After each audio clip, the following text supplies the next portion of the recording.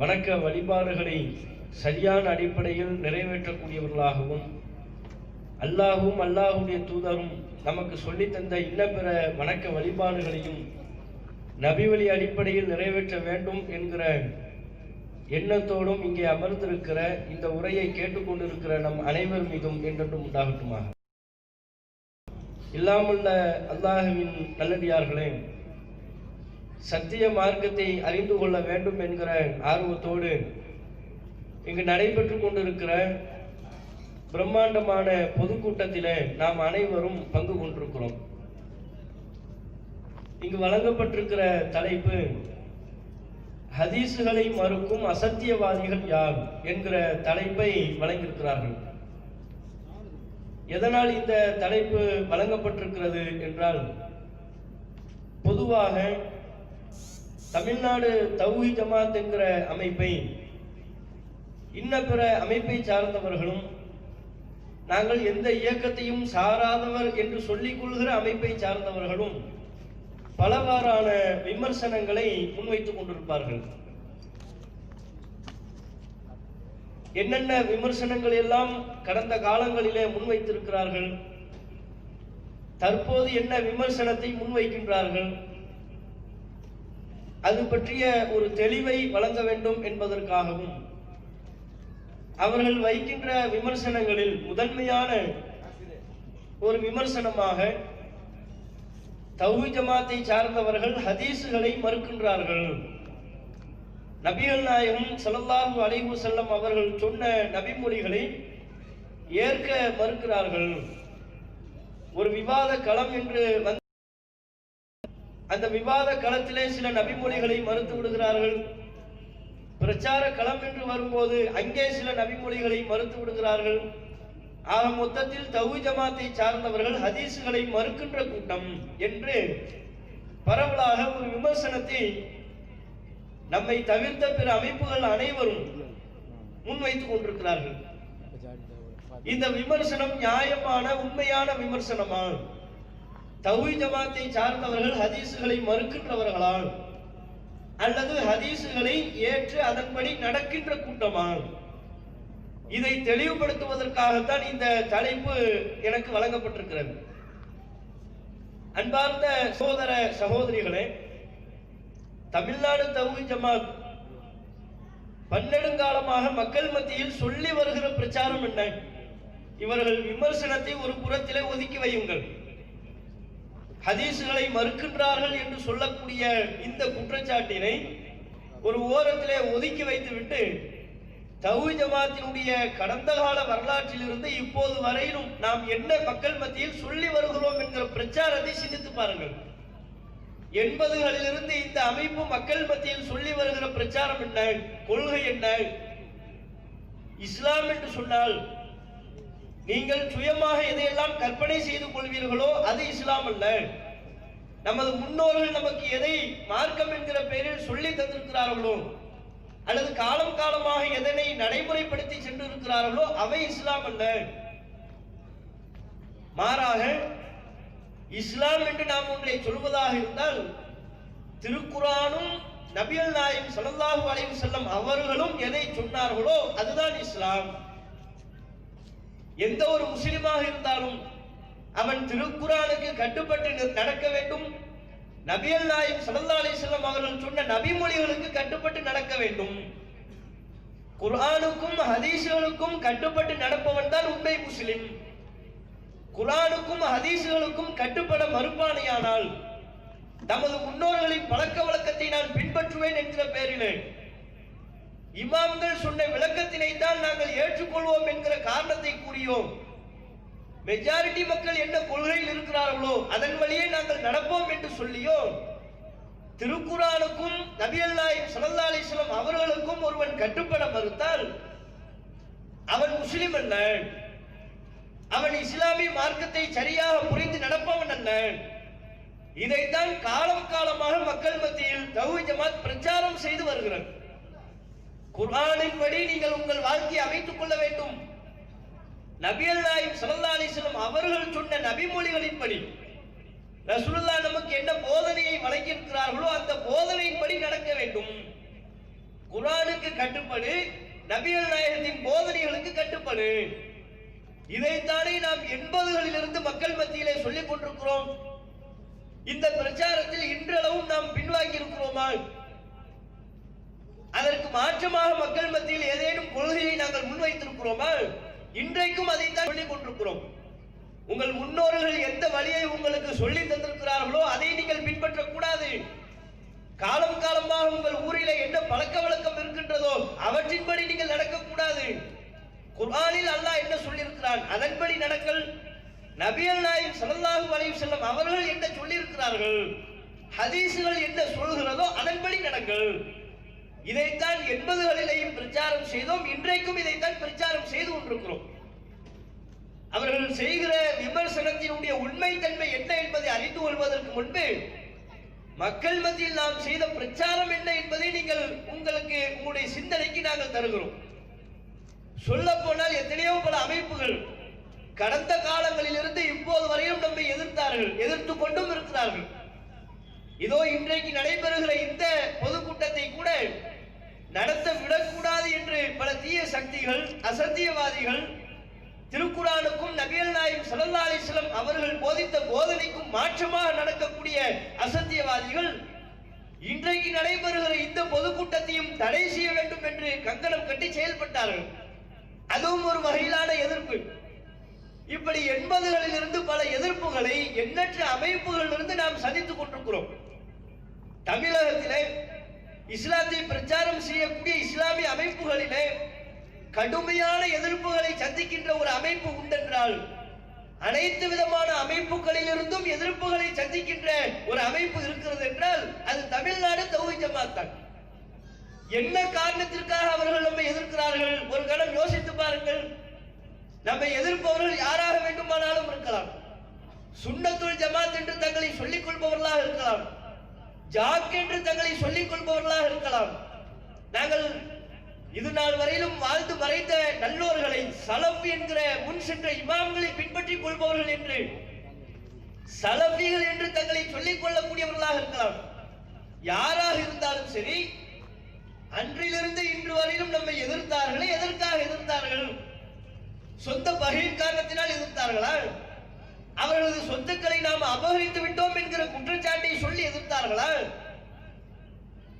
வேறு ஏதேனும் நமக்கும் அவர்களுக்கும் மத்தியில் வாய்க்கால் தகராறு உண்டா? அவர்கள் நம்மை எதிர்த்ததற்கான மிக முக்கியமான காரணம் இந்த ஒன்றை சொன்னதினால் தான். நம்மை எதிர்க்கின்ற யாராக இருந்தாலும் சரி, அன்றிலிருந்து இன்று வரையிலும் அவர்கள் நம்மை எதிர்ப்பதற்கான ஒரே காரணம் நாம் சொன்ன பிரச்சாரம், நாம் சொன்ன கொள்கை. குர்ஆனுக்கு கட்டுப்படு, ரசூலுல்லாஹ்வுக்கு கட்டுப்படு. குர்ஆனையும் ஹதீஸையும் தவிர்த்து வேறு யாருக்கும் நீ கட்டுப்படாது. இதை சொன்னதில் தானே அன்றிலிருந்து இன்று வரையில் நம்மை எதிர்த்தார்கள். ஹதீஸின்படி நடங்கள் என்று சொன்ன காரணத்தினால் தான் நம்மை எதிர்த்தார்கள். ரசூலுல்லாஹ் என்ன சொன்னாங்களோ அதுக்கு கட்டுப்படுங்க.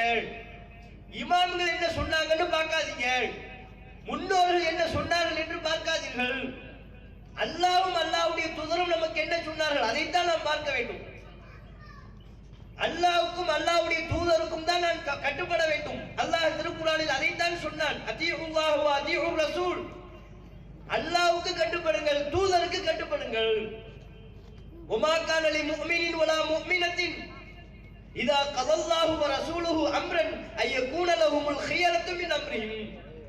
அல்லாஹ்வும் அல்லாஹ்வுடைய தூதரும் ஒரு காரியத்தை முடிவு செய்துவிட்டால் அதற்கு பிறகு சுய கருத்து கொள்வதற்குரிய அதிகாரம் நம்பிக்கை கொண்ட எந்த ஆணுக்கும் இல்லை, பெண்ணுக்கும் இல்லை.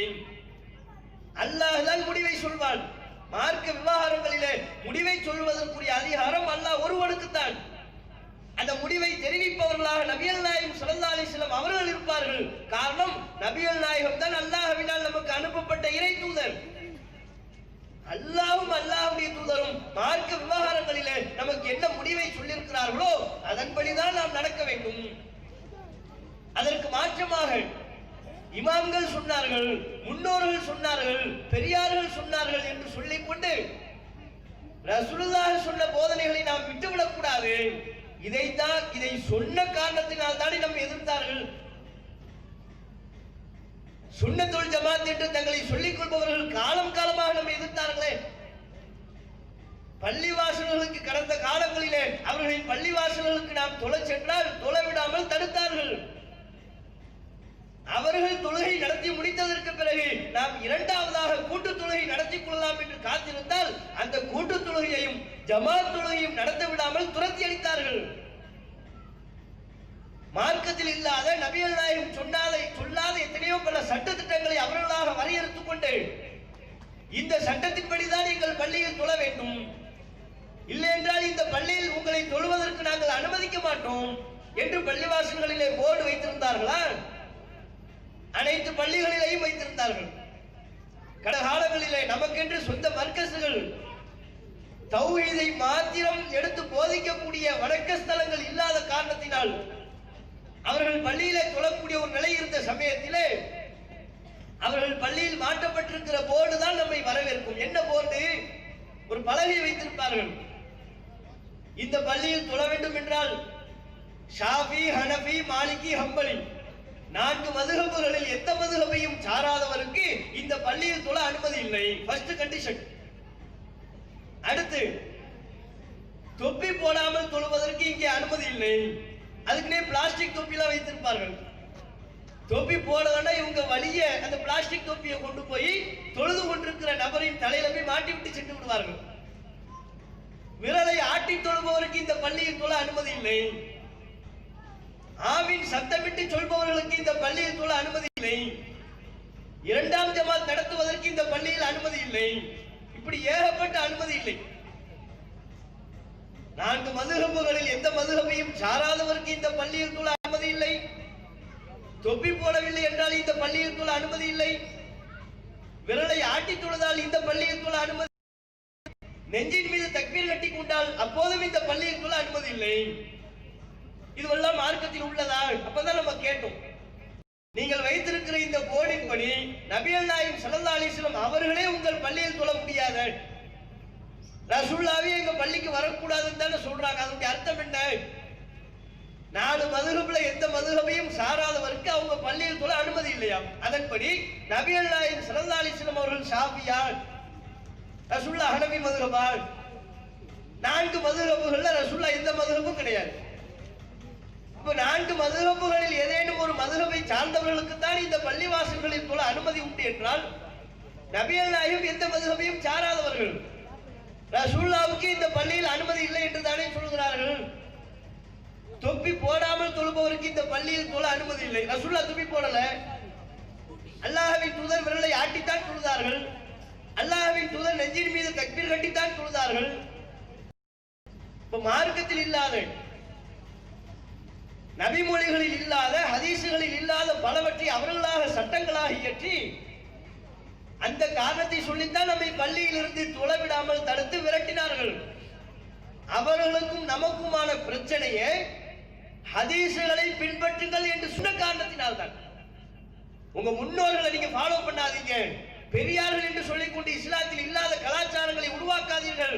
நபிகள் நாயகம் மார்க்கத்தின் பெயரால் நமக்கு எதை சொன்னார்களோ அதுதான் இஸ்லாம். அந்த இஸ்லாத்தை தான் நாம் பின்பற்ற வேண்டும். நபிகள் நாயகம் ஸல்லல்லாஹு அலைஹி வஸல்லம் அவர்களுக்கு தான் நாம் கட்டுப்பட வேண்டும் என்று உரக்க சொன்ன காரணத்தினால் தான் அனைத்து அமைப்பை சார்ந்தவர்களும் நம்மை எதிர்த்தார்கள். நமக்கும் அவர்களுக்குமான பிரச்சனை, பகை அனைத்தும் ஹதீசுகளை மட்டுமே பின்பற்றுங்கள் என்று சொன்ன காரணத்தினால் தான். இப்படிப்பட்ட ஒரு அமைப்பு ஹதீசுகளை மறுக்கின்ற கூட்டங்களாக இருக்கும்.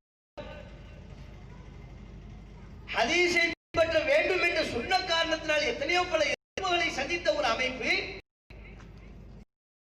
இன்றைக்கு ஹதீசுகளை மறுக்கிறார்கள். ரசூலுல்லாஹ் சொன்ன நபிமொழிகளை ஏற்றுக்கொள்வதில்லை என்று சொன்னால் அது எவ்வளவு ஒரு அவதூறான விமர்சனம்! எந்த அளவிற்கு மக்கள் மத்தியில் சத்தியத்தை மறைத்து சொல்கிறார்கள். சொல்ல போனால் தமிழகத்திலே நபிகள் நாயகம் ஸல்லல்லாஹு அலைஹி வஸல்லம் அவர்கள் சொன்ன உண்மையான பல நபிமொழிகள் நடைமுறைப்படுத்தப்படாமல் இருந்தது. அப்படி நடைமுறைப்படாமல் இருந்த பல சுன்னத்துகளை, நபிமொழிகளை தமிழக முஸ்லிம்களுக்கு மத்தியில் அறிமுகப்படுத்தி வைத்ததும் அவற்றை உயிரோட்டத்தோடு நடைமுறைப்படுத்தி காட்டியதும் இந்த அமைப்பை தவிர வேறு யாரு? நாம தானே மக்களுக்கு மத்தியில் நபிகள் நாயகத்தின் தூய நடைமுறைகளை சுன்னத்துகளை மக்கள் மத்தியில் அமலுக்கு கொண்டு வந்தோம். பெண்கள் பள்ளிவாசலுக்கு வருவதை கடந்த காலங்களில் கற்பனை செய்ய முடியுமா? தர்காக்களுக்கு கூட்டம் கூட்டமாக அனுப்பி வைப்பார்கள். தர்காக்களுக்கு பெண்களை கூட்டம் கூட்டமாக வரவேற்பார்கள். ஆனால் பள்ளிவாசல்களுக்கு அனுமதிக்க மாட்டார்கள். எந்த பள்ளிவாசல்களையும் பெண்களுக்கு தொழுவதற்கு அனுமதி இல்லை. அப்படித்தான் கடந்த காலங்களிலே இவர்கள் மார்க்கத்தை சொல்லி வைத்திருந்தார்கள். தமிழகத்தில் ஏதோ ஒரு சில பள்ளிகளின் நிலை அல்ல, அநேக பள்ளிகளின் நிலை. பெண்கள் பள்ளிவாசலுக்குள்ளே அனுமதிக்கப்படுவது கிடையாது. இதுதான நடைமுறை. அந்த நடைமுறையை மாற்றி காட்டி பெண்கள் பள்ளிவாசலுக்கு வருவதற்கு அனுமதி கேட்டால் அனுமதி வழங்கப்பட வேண்டும். அவர்களும் பள்ளிவாசலுக்குள்ளே வருவதற்கு அனுமதி உண்டு. நபிகள் நாயகம் ஸல்லல்லாஹு அலைஹி வஸல்லம் அவர்கள் நமக்கு அப்படித்தான் கற்றுத் தந்திருக்கிறார்கள் என்று சொல்லி பெண்களை கூட்டம் கூட்டமாக பள்ளிவாசலுக்கு வரவழைத்தது யார்? நபிகள் நாயகம் சொல்லி தந்த அந்த சுன்னத்தை நடைமுறைப்படுத்தி காட்டியது யார்? தமிழ்நாடு தௌஹீத் ஜமாத் இல்லையா? ரசூலுல்லாஹ் சொன்ன நபிமொழிகளை சொன்னோம். நீங்கள் ஏன் பெண்களை பள்ளிவாசலுக்கு வரவிடாமல் தடுக்கிறீர்கள்? அல்லாஹ்வின் தூதர் நமக்கு போதித்திருக்கிறார்கள். லா தம்னஉ இமா அல்லாஹி மசாஜித் அல்லாஹ். அல்லாஹ்வின் அடிமைகளாகிய பெண்கள் பள்ளிவாசலுக்கு வருகை புரிந்தால் அதை தடுக்காதீர்கள். ஆண்களுக்கு நபிகள் நாயகம் சொன்னார்கள், உங்கள் மனைவியர் உங்களிடத்தில் பள்ளிவாசலுக்கு வருவதற்காக அனுமதி கேட்டால் நீங்கள் அனுமதி கொடுங்கள், அனுமதி மறுக்காதீர்கள். ரசூலுல்லாஹ் பெண்கள் பள்ளிவாசலுக்கு வரலாம் என்று நமக்கு போதித்திருக்கிறார்கள். அதுபோக அல்லாஹ்வின் தூதர் காலத்தில் எத்தனையோ பல பெண்மணிகள் பள்ளிவாசலுக்கு வருகை தந்திருக்கிறார்கள். நபிகள் நாயகம் என்ன சொன்னார்கள் நமக்கு? நான் தொழுகையை அதிக நேரம் நீட்டி தொழ வேண்டும் என்று விரும்பி தொழுகையை துவக்குகிறேன். ஆனால் ஒரு குழந்தையின் அழுகுரல் கேட்கிறது. ரசூலுல்லாஹ் சொன்னாங்க, தொழுகையில் வந்து இணையும் போது நீண்ட நேரம் தொழ வேண்டும் என்று விரும்பி ஆசைப்பட்டு தொழுகையை துவக்குகின்றேன்.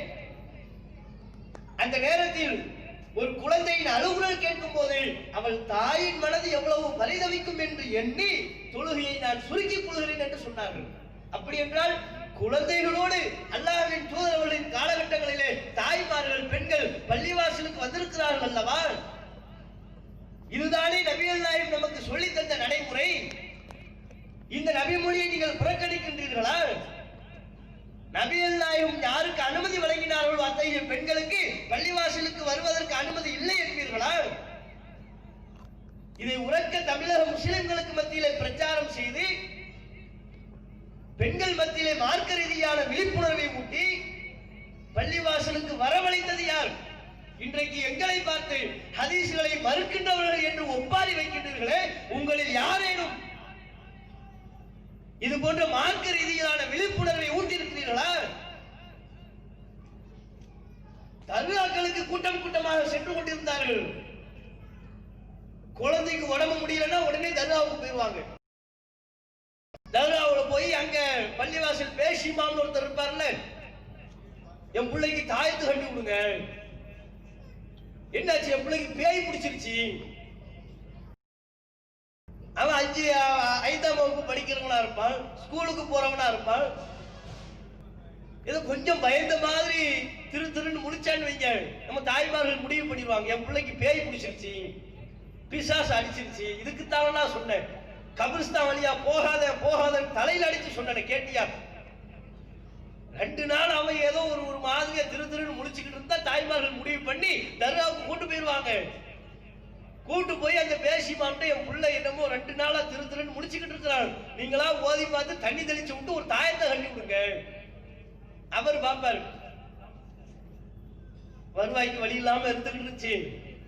இப்பதான் ஒரு பார்ட்டி வந்திருக்குது, நல்ல பல்கா எதையாவது ஏமாத்தி ஒரு அமௌண்ட்டை போட்ட வேண்டியதுதான் சொல்லி எடுப்பார் பாருங்க தாயத்தை.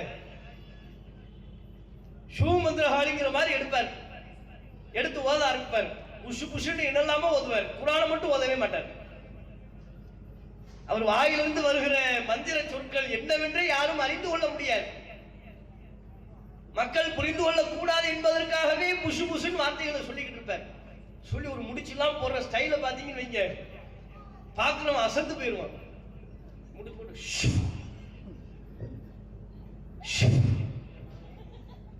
3 முடிச்சு போடுறாங்க. அந்த முடிச்சு யாராலையும் அழுக்கவே முடியாது. முடிச்சு பாருங்க. அது ஊதும் போதெல்லாம் ஷிப்பு தான் ஊதுவாங்க. இந்த ஹசரத்துமார்கள் பூராவுமே தாயத்து கட்டி விடும் போது ஊதுற ஸ்டைல பாத்தீங்கன்னு வைங்க, ஷிப். அது என்ன ஷிப்? உலகத்துல உலகத்துல எவனையாவது கூப்பிட்டு ஊதுங்கன்னு சொன்னா எப்படி ஊதுவாங்க? கூட்டத்தில் உங்களை கூப்பிட்டு நீங்க ஊதி காட்டுங்கன்னா ஃபூன் தான் ஊதுவோம். எல்லாரும் ஃபூன் தானே ஊதுவோம். ஒரு சின்ன பையனை கூப்பிடுங்க, தம்பி ஊதி காட்டுப்பான்னா ஃபூன். ஒரு பெரிய ஆளைய கூப்பிடுங்க, தம்பி பாய் கொஞ்சம் ஊதி காட்டுங்க, ஃபூன். யார் ஊதுறதா இருந்தாலும் ஃபூன் தான் ஊதுவாங்க. இந்த ஹஸ்ரத்துமார்கள் மட்டும் தான் ஷிப்னு ஊதுவாங்க. ஷிப். அது என்ன ஷிப்? ஏன் நிவாரணத்தை இறக்குறாங்க. ஷிஃபானா நிவாரணம். குர்ஆன்ல அல்லாஹ் சொல்றான்ல, ஃபீஹி ஷிஃபாஉல் லின்னாஸ். இதிலே மக்களுக்கான நிவாரணம் உள்ளது. நோய்களுக்கான, உள்ளத்தில் உள்ள கசடுகளுக்கான நிவாரணத்தை குர்ஆனிலே அல்லாஹ் வைத்திருக்கிறான். அப்ப நிவாரணம் என்கிற சொல்லுதான் ஷிஃபா. ஷிஃபா என்கிற சொல்லை சுருக்கி ஷிஃப்னு ஊதி முடிச்சுக்குள்ள இறக்கிட்டாங்க நிவாரணத்தை. அதுக்கு முன்னால தண்ணியை ஊத்தி அதுல இவரு வேற எச்சி துப்பி பிள்ளை மூஞ்சில அடிச்சு விடுப்பாரு. அதுக்கு முன்னால வரையிலும் பிள்ளைக்கு நல்ல ஆரோக்கியமா இருந்திருப்பாங்க. இவர் எப்ப எச்சியை துப்பி மூஞ்சில அடிச்சாலும் அதுக்கப்புறம் தான் ஏகப்பட்ட நோய்கள் வரும். காய்ச்சல், 2 நாளா காய்ச்சல்ல படுத்துருவான், 3 நாளா வயிற்று வலி, எதுனாலும் வரும்.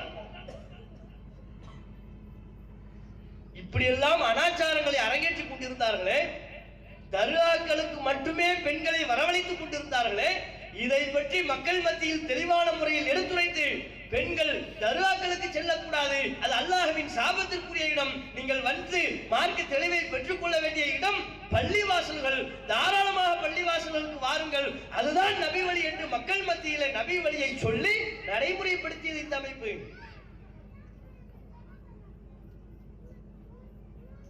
அதனால்தான் இன்றைக்கு எவ்வளவு பெரிய ஒரு மார்க்க தெளிவை பெற்றவர்களாக பெண்கள் உருவாகி இருக்கிறார்கள். எப்படிப்பட்ட ஒரு மார்க்க கூட்டத்தை நடத்தினாலும், தௌஹீத் ஜமாத் நடத்துகின்ற சின்னஞ்சிறிய மார்க்க பிரச்சாரங்களாக இருந்தாலும் சரி, பள்ளிவாசல்களில் நடத்தப்படுகின்ற சின்ன வகையிலான குர்ஆன் வகுப்புகளாக, ஹதீஸ் வகுப்புகளாக இருந்தாலும் சரி, மாநாடுகளாக இருந்தாலும் சரி, ஆண்களை விட பெண்கள் தான் மார்க்க தெளிவை அதிகம் பெற்ற இந்த ஜமாத்திலே அங்கம் வகிக்கிறார்கள். அப்படிப்பட்ட ஒரு எழுச்சியை, நடைமுறையை, நபி வழியை நடைமுறைப்படுத்தி காட்டியிருக்கிறோம். அதே போல பெருநாள் தொழுகையை ஆரம்ப காலகட்டங்களிலே எப்படி நிறைவேற்றிக் கொண்டிருந்தார்கள்? பள்ளிவாசல்களில் தான் நிறைவேற்றிக் கொண்டிருந்தார்கள். பள்ளிவாசல்லை கூட பெருநாள் தொழுகையை 6 அமர ஒரு 9 மணி 10 மணிக்கு தொழுதுகிட்டு இருந்தாங்க. ஒரு 20 வருடம் நீங்கள் பின்னோக்கி பார்ப்பீர்களேயானால் தமிழகத்திலே பெருநாள் தொழுகை தொழுகின்ற வழக்கம் இருந்தது. எப்படி தொழுதார்கள்? பள்ளிவாசல்களிலே பெருநாள் தொழுகையை நிறைவேற்றிக் கொண்டிருந்தார்கள். அது நோன்பு பெருநாள் தொழுகையாக இருக்கலாம் அல்லது ஹஜ் பெருநாள் தொழுகையாக இருக்கலாம். இரு பெருநாள் தொழுகைகளையும் பள்ளிவாசல்களில் தான் நிறைவேற்றிக் கொண்டிருந்தார்கள். அதுவும் காலை ஒரு 10 மணி வாக்கில், 11 மணி வாக்கில் 6 அமர உட்கார்ந்து பள்ளிவாசல்களிலே பெருநாள் தொழுகையை நிறைவேற்றுவார்கள். இது நபி வழியா? நபி வழிக்கு மாற்றமான இந்த கலாச்சாரத்தை, இந்த நடைமுறையை மக்கள் மத்தியிலே பிரச்சாரம் செய்தோம். இது நபி வழி அல்ல. நபிகள் நாயகம் ஸல்லல்லாஹு அலைஹி வஸல்லம் அவர்கள் பெருநாள் தொழுகையை நமக்கு சொல்லித் தந்த முறை அதிகாலையிலேயே தொழ வேண்டும். சூரியன் உதித்ததற்கு பிறகு நாம் செய்கின்ற முதல் வேலையாக பெருநாள் தொழுகை அமைய வேண்டும்.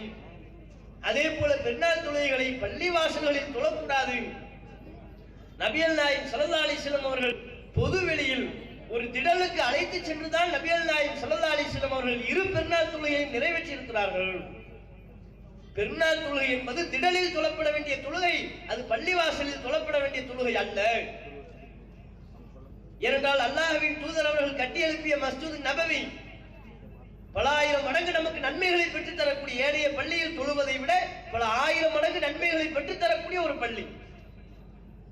அந்த பள்ளியை விட்டு நபிகள் நாயகம் ஸல்லல்லாஹு அலைஹி வஸல்லம் அவர்கள் திடலுக்கு அழைத்து செல்கிறார்கள் என்றால் அதுதான் அல்லாஹ்வின் புறத்திலிருந்து இடம்பெற்றிருக்கிற உத்தரவு என்பதை நமக்கு காட்டுகிறதா இல்லையா? பெருநாள் தொழுகிய பள்ளிவாசல்லே தொழலாம் என்று இருந்தால், நாம் கட்டி வைத்திருக்கிற பள்ளிவாசல்களை விட நபிகள் நாயகம் கட்டி வைத்திருக்கிற மஸ்ஜித் நபவி, மதீனாவில் அல்லாஹ்வின் தூதர் அவர்கள் எழுப்பி இருக்கிற பள்ளிவாசல் சிறப்புக்குரிய பள்ளிவாசலா இல்லையா? அந்த பள்ளியில் தொழுவதை மாத்திரமே நோக்கமாக கொண்டு உலகத்தின் எந்த மூலையில் இருந்தும் பயணம் மேற்கொள்ளலாமா இல்லையா? அந்த பள்ளியில் தொழுவது ஏனைய பள்ளியில் தொழுவதை காட்டிலும் பல ஆயிரம் மடங்கு நமக்கு நன்மைகளை அதிகம் பெற்று தரக்கூடிய பள்ளிவாசலா இல்லையா? அந்த பள்ளிவாசலில் கூட அல்லாஹ்வின் தூதர் பெருநாள் தொழுகை தொழவில்லை. அந்த பள்ளியில் தொழாமல் சிறப்பிற்குரிய பள்ளிவாசலை விட்டுவிட்டு திடலுக்கு மக்களை அழைத்து செல்கிறார்கள். திடலுக்கு தான் ஆண்கள் பெண்கள் அனைவரும் பெருநாள் தொழுகையை நிறைவேற்ற வர வேண்டும் என்று உத்தரவிடுகிறார்கள். அப்படி என்றால் அல்லாஹ்வின் தூதர் இட்ட அந்த உத்தரவு மார்க்கத்தின்படியான வஹீயின்படியான உத்தரவு. பெருநாள் தொழுகை திடலில் தான் தொழப்பட வேண்டும், பள்ளிவாசல்களில் தொழப்படக்கூடாது. அதுதான் நபி வழி என்று மக்கள் மத்தியிலே அறிமுகப்படுத்தி அதை நடைமுறைப்படுத்தியதும் இந்த ஜமாத். வேறு யாரும் பெருநாள் தொழுகையை திடலில் தொழக்கூடிய வழக்கம் இல்லை. நாம் மக்களுக்கு மத்தியில் இதை சொன்னோம். இதுதான் ரசூலுல்லாஹ் நமக்கு சொன்னது. காலம் காலமாக நமது முன்னோர்கள் எதை சொன்னார்களோ அதையே மார்க்கம் என்று நாம் நம்பி செயல்பட்டுக் கொண்டிருக்க முடியாது. அல்லாஹ் திருக்குர்ஆனில் குறிப்பிடுவதைப் போல அவ்வளவு கான அபாஹும் லா யஅகிலூன ஷைஅன் வலா யஹ்ததூன், அவர்களின் முன்னோர்கள் எதையும் அறியாதவர்களாகவும் நேர்வழி பெறாதவர்களாகவும் இருந்தாலும் அவர்களை பின்பற்றுவார்களா என்று அல்லாஹ் கேள்வி எழுப்புகிறான். அதுபோல் நமது முன்னோர்கள் அறியாதவர்களாக நேர்வழியை பெறாதவர்களாக இருந்திருப்பார்கள். அவர்கள் சொன்னதின்படி நாம் நடக்கக்கூடாது, நபிகள் நாயகம் சொன்னபடிதான் நடக்க வேண்டும் என்று நாம் மக்களுக்கு மத்தியில் அறிமுகப்படுத்தி நடைமுறைப்படுத்தி காட்டினோம். அதற்கு பிறகுதானே எத்தனையோ பல நபர்கள் நாம் இந்த நபி மொழியை மக்கள் மத்தியில் சொல்லி பிரச்சாரம் செய்து நடைமுறைப்படுத்தி காட்டியதற்கு பிறகு அமைப்பை சார்ந்தவர்களும் நாங்களும் பெருநாள் தொழுகையை திடல தொழ போறோம்னு போனாங்க. பெண்கள் பள்ளிவாசலுக்கு வருவதும் அதே போலத்தான். நாம் பள்ளிவாசலுக்கு பெண்களை அனுமதித்ததற்கு பிறகு கூட்டம் கூட்டமாக நமது பள்ளிவாசல்களில் பெண்கள் வருகை தந்ததற்கு பிறகுதான் அவர்கள் பார்த்தார்கள், ஆகா நமக்கு வரக்கூடிய பெண்கள் எல்லாம் அங்கேயே சென்று விட்டார்களே, நாமும் பள்ளிவாசல் பெண்கள் ஓரளவு நாம் சொல்லுகிற இந்த அசத்திய கொள்கையை ஏற்பார்கள். அவங்களும் பள்ளிவாசலுக்கு சில ஊர்களிலே பெண்கள் வருவதற்கு அனுமதி கொடுக்கிறார்கள். இப்போ அப்போ ஒவ்வொன்றிலையும் நபி மொழியை முன்மாதிரியாக இருந்தது தௌஹீத் ஜமாத். அதற்காக பல எதிர்ப்புகளை சந்தித்தது தௌஹீத் ஜமாத். இளைஞர்களுக்கு மத்தியில் மார்க்க ரீதியிலான பிரச்சாரத்தை முன்னெடுத்ததாக இருந்தாலும் சரி, அவர்கள் பெற வேண்டிய தெளிவுகளை வழங்கிய விதமாக இருந்தாலும் சரி, சொல்ல போனால் இளைஞர்களுக்கு நபிகள் நாயகம் ஸல்லல்லாஹு அலைஹி வஸல்லம் அவர்களை பற்றி அறிமுகப்படுத்தி நபிகள் நாயகத்தை தான் நாம் பின்பற்ற வேண்டும் என்கிற ஒரு இளைஞர் கூட்டத்தை உருவாக்குவதிலிருந்தும் சரி, வேறு அமைப்புகள் அந்த ரீதியிலான பிரச்சாரங்களை முன்னெடுத்ததால் சுன்னத்துல் ஜமாத் என்று தங்களை சொல்லிக் கொள்பவர்களோ இன்ன பிற அமைப்பை சார்ந்தவர்களோ இளைஞர்களுக்கு சரியான முறையில் மார்க்கத்தை கற்றுக் கொடுத்தார்களா? அவர்கள் இளைஞர்களை முற்று முழுவதுமாக புறக்கணித்த காரணத்தினால் தான் நம்ம அளவிற்கு அவர்களிடத்தில் இளைஞர்கள் இல்லாமல் இருக்கிறார்கள். ஒரு சின்னஞ்சிறிய சிறுவர்கள் அவர்கள் பள்ளியில் தொழ வந்தால் கூட விரட்டி விடுவார்கள். நாம் அந்த சின்னஞ்சிறிய சிறுவர்களுக்கு கூட மதிப்பளித்து அவர்களும் மார்க்கத்தை சரியான முறையில் புரிந்து கொள்ள வேண்டும் என்று பாடம் நடத்தக்கூடியவர்களாகும். இவர்களுடைய பிரச்சார நிலை எப்படி இருந்தது? இளைஞர்கள் எல்லாம் சினிமாக்கள் பின்னால் அழைத்து கொண்டிருந்தார்கள், அரசியல் கட்சிகளுக்கு பின்னால் அழைத்து கொண்டிருந்தார்கள். சினிமா நடிகர்களின் மோகம் தான் அவர்களை ஆட்டுவித்தது. ஒவ்வொரு ஊரிலேயும் சினிமா நடிகர்களுக்கு சங்கம் வைத்திருப்பார்கள். அந்த சங்கங்களிலே கண்டிப்பாக முஸ்லிம் இளைஞர்களும் இருப்பார்கள். அவர்கள் தங்களுக்கு தங்கள் பெற்றோர் வைத்த பெயரை கூட மாற்றி நடிகரின் பெயரை தன் பெயருக்கு பின்னால் இணைத்திருப்பார்கள். இப்படி ஒவ்வொரு ஊர்களிலேயும் கடந்த காலங்களில் அதிகமாக இருந்ததா இல்லையா? இன்றைக்கும் இருக்கிறது. முற்று முழுவதுமாக ஒளிந்து விட்டது என்று சொல்லவில்லை. கடந்த காலங்களில் எப்படி இருந்தது? பள்ளிவாசல்களில் இளைஞர்களை பார்க்க முடிந்ததா? அவர்கள் கட்டியெழுப்பி வைத்திருக்கிற எந்த பள்ளிவாசலை எடுத்துக்கொண்டாலும் வயோதிகர்களும் முதியவர்களும் தான் வருவார்கள், இளைஞர்கள் வரமாட்டார்கள். இளைஞர்களின் கூட்டம் முழுக்க பள்ளிவாசலுக்கு வராமல் சினிமா தியேட்டர்களுக்கும் அரசியல் தலைவர்களுக்கு பின்னாலேயும் அழைத்து திரிப்பவர்களாக இருந்தார்கள். தம் பேரையெல்லாம் கூட சினிமா நடிகர் பேராத்தனை வைத்திருப்பான். அவன் பேரு அப்துல்லான்னு அவன் பேரை சொல்ல மாட்டான். ரஜினி அப்துல்லான்னு அப்படின்னா எவ்வளவு பெரிய கிறுக்கனா இருந்திருக்கிறான்னு பாருங்க. அந்த காலத்தில் உள்ள சினிமா ரசிகரம் என்ற பலைகள் அனைத்திலையும் கண்டிப்பாக ஒரு 3 முஸ்லிம் இளைஞர்களின் பெயர்கள் இருக்கும்.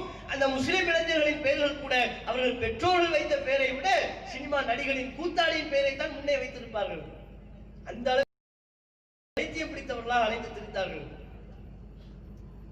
இன்றைக்கு எப்படி பல இளைஞர்கள் சினிமா மோகத்தினால், முஸ்லிம் அல்லாத பிரமத இளைஞர்கள் சினிமா மோகத்தினால் ஒரு மிகப்பெரிய தரிகட்டு அழைத்து திரிந்து கொண்டிருக்கிறார்களோ, பார்த்தா ட்ரெஸ் வித்தியாசமா இருந்து அலைகிற இளைஞர்கள் பூராவுமே அவன் ட்ரெஸ்ஸுகளை நீங்க பாருங்க, பாக்கெட் வச்சு கிழிச்சமா இருக்கும், இல்ல வைக்காம போறேன் வளைச்சு வளைச்சு பாக்கெட்டு எப்படி ஒரு 10 பாக்கெட்டாவது வச்சிருப்பாரு. அது போக தலைமுடிய பார்க்கணுமே, தூரத்துல இருந்து பார்த்தோம்னா ஒரு சிரட்டையை கவுத்தி வச்ச மாதிரி இருக்கும். தேங்காய் சிரட்டை இருக்குல்ல, தேங்காய் வச்ச மாதிரி இருக்கும். நல்லா இருக்கிற முடிய நாசமாக்கி அதுக்கு 100 ரூபாய் 200 ரூபாய் கடைக்கு மெனக்கட்டு கொடுத்து எங்க தலைவரை எப்படி சினிமா முடிய வெட்டியிருக்கிறார் பாருங்க, போட்டோவே எடுத்துட்டு போயிடுவான். உள்ள மாதிரி வெட்டுங்க, அது வெட்டுறது கிடையாது, பிச்சது, கையினால பிச்சது. அது தெரியாம அந்த இருக்க சினிமா முடிவெட்டுற கடைக்கு கொண்டு போய் இது மாதிரி எங்க தலைவர் எப்படி முடிவெட்டி இருக்கிறாரு இப்படி எனக்கு வெட்டுங்க, அதுக்கு ஒரு 100 ரூபாய் 150 ரூபாய் கொடுத்து கந்த குளமாக்கி கையில பாத்தீங்கன்னா பச்சை குத்தி பெரிய ஒரு கயிறு கட்டி தரிகட்டு அலைவார்கள் சினிமா மோகம் பிடித்தவர்கள். அதுபோல கடந்த காலங்களில் முஸ்லிம் இளைஞர்களும் சினிமா மோகத்தினால் கடுமையான மார்க்கத்தினுடைய எந்த தொடர்பும் இல்லாமல் இருந்தார்கள். அல்லாஹ்வை பற்றி ஒன்றும் தெரியாது, நபிகள் நாயகத்தை பற்றி ஒன்றும் தெரியாது, ரசூலுல்லாஹ்வுடைய வாழ்க்கை வரலாறு தெரியாது, இந்த மார்க்கத்திற்காக பாடுபட்ட நன்மக்கள் தெரியாது. அந்த இளைஞர்கள் சினிமா மோகம் கொண்ட, அரசியல் தலைவர்கள் மீதான மோகம் கொண்ட இளைஞர்களை எல்லாம் மடைமாற்றம் செய்து சினிமா நடிகை அல்ல, கூத்தாடி அல்ல, அல்லாஹ்வை, அல்லாஹ்வின் தூதரை என்று அந்த இளைஞர்களை சத்தியபாதையை நோக்கி அழைத்தது யார்? எதை சொல்லி அவர்களை அழைத்தோம்? ஹதீசுகளை மறுக்கிறோம் என்று சொல்லி அழைத்தோமா? நீ ஹதீசுகளை மட்டுமே பின்பற்ற வேண்டும் என்று சொல்லி அழைத்தோமா? அன்றும் சரி இன்றும் சரி இளைஞர்களையும் சரி மக்களையும் சரி நாங்கள் அழைப்பது உன் முன்னோர்களுக்கு நீ கட்டுப்படக்கூடாது, சினிமா கூத்தாடுகளை தலைவர்களாக கொள்ளக்கூடாது, அல்லாஹ்வும் அல்லாஹ்வுடைய தூதரும் நமக்கு எதை போதித்திருக்கிறார்களோ அதைத்தான் நாம் பின்பற்ற வேண்டும். உலக மக்கள் யாரும் நம்மை எதிர்த்தாலும் சரி அல்லாஹ் ரசூல் சொன்னதை பின்பற்றணும். அப்படியான உறுதிமிக்க இளைஞர்களை நாம் உருவாக்கி வைத்திருக்கிறோமே, நாங்க ஹதீசுகளை மறுக்கிறோமா? எத்தனை நபிமொழிகளை மக்கள் மன்றத்திலே சொல்லி நாங்கள் நடைமுறைப்படுத்தினோம். ஃபித்ரா கொடுக்கிற வழக்கம் இருந்துச்சா? இந்த ஃபித்ரா கொடுக்கிற வழக்கம் கடந்த காலங்களிலே இருந்ததா? ரமலான் மாதங்களிலே நபிகள் நாயகம் ஸல்லல்லாஹு அலைஹி வஸல்லம் அவர்கள் ஒவ்வொரு முஸ்லிமுக்கும் ஃபித்ரா என்கிற ரமலான் பொருளாதார கடமையை விதித்திருக்கிறார். அளவுக்கு ஏழைகளுக்கு தான தர்மமாக இந்த ஃபித்ரா என்கிற கடமையின் படி உள்ள பொருளை வழங்க வேண்டும். உணவாகவும் கொடுக்கலாம், காசு பணமாகவும் கொடுப்போம். இது ஆரம்ப காலத்தில் யார் செஞ்சால்? ஃபித்ரானா என்னன்னு தெரியாமல் இருந்தார்களே. ஒவ்வொரு ஊர்லயும் ஃபித்ராங்கிற பேர்ல பாக்கெட்ல இருந்து 1 ரூபாய் 2 ரூபாய் என்று கொடுத்து அதைத்தான் ஃபித்ரா என்று செய்து கொண்டிருந்தார்கள். அதுவல்ல ஃபித்ரா.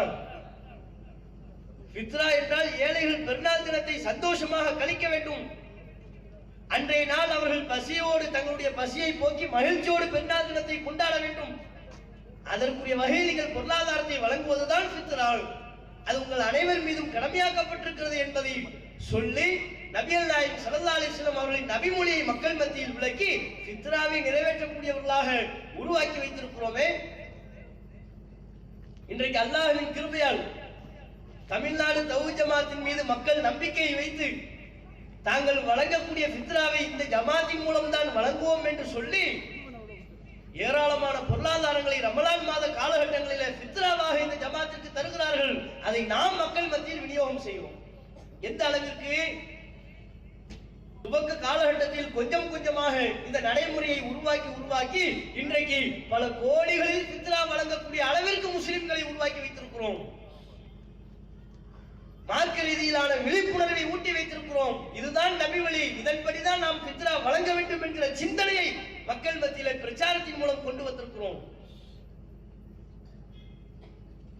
நாங்க ஹதீஸ்களை மறுக்கிறோமா? சொல்ல போனால் ஹதீஸ்களை மறுக்கின்றவர்களாக எவர்கள் இருக்கிறார்கள் என்றால், யாரெல்லாம் நம்மை பார்த்து அசத்தியவாதிகள் என்றும் ஹதீஸ்களை மறுப்பவர்கள் என்றும் கூப்பாடு போடுகிறார்களோ அவர்கள் தான் ஏராளமான நபிமொழிகளை மறுத்துக் கொண்டிருக்கிறார்கள். ஹதீஸ்களை மறுக்கிறதுனா என்ன? நபிகள் நாயகம் ஸல்லல்லாஹு அலைஹி வஸல்லம் அவர்கள் சொன்னார்கள், ஆனால் என்னால்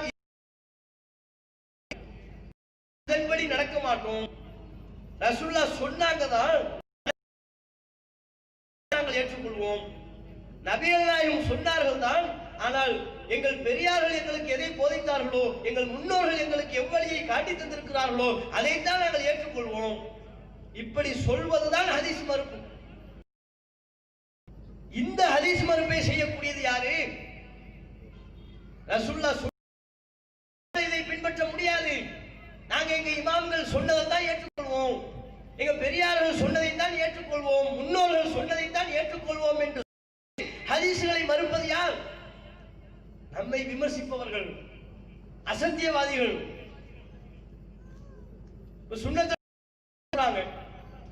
அந்த அமைப்புல இருக்கிறதா இருந்தா ஆயிரக்கணக்கான ஹதீஸ்களை மறுத்த மட்டும்தான் அந்த அமைப்புல இருக்கு. தர்கா வழிபாட்டை அரங்கேற்றிக் கொண்டிருக்கிறார்களா இல்லையா?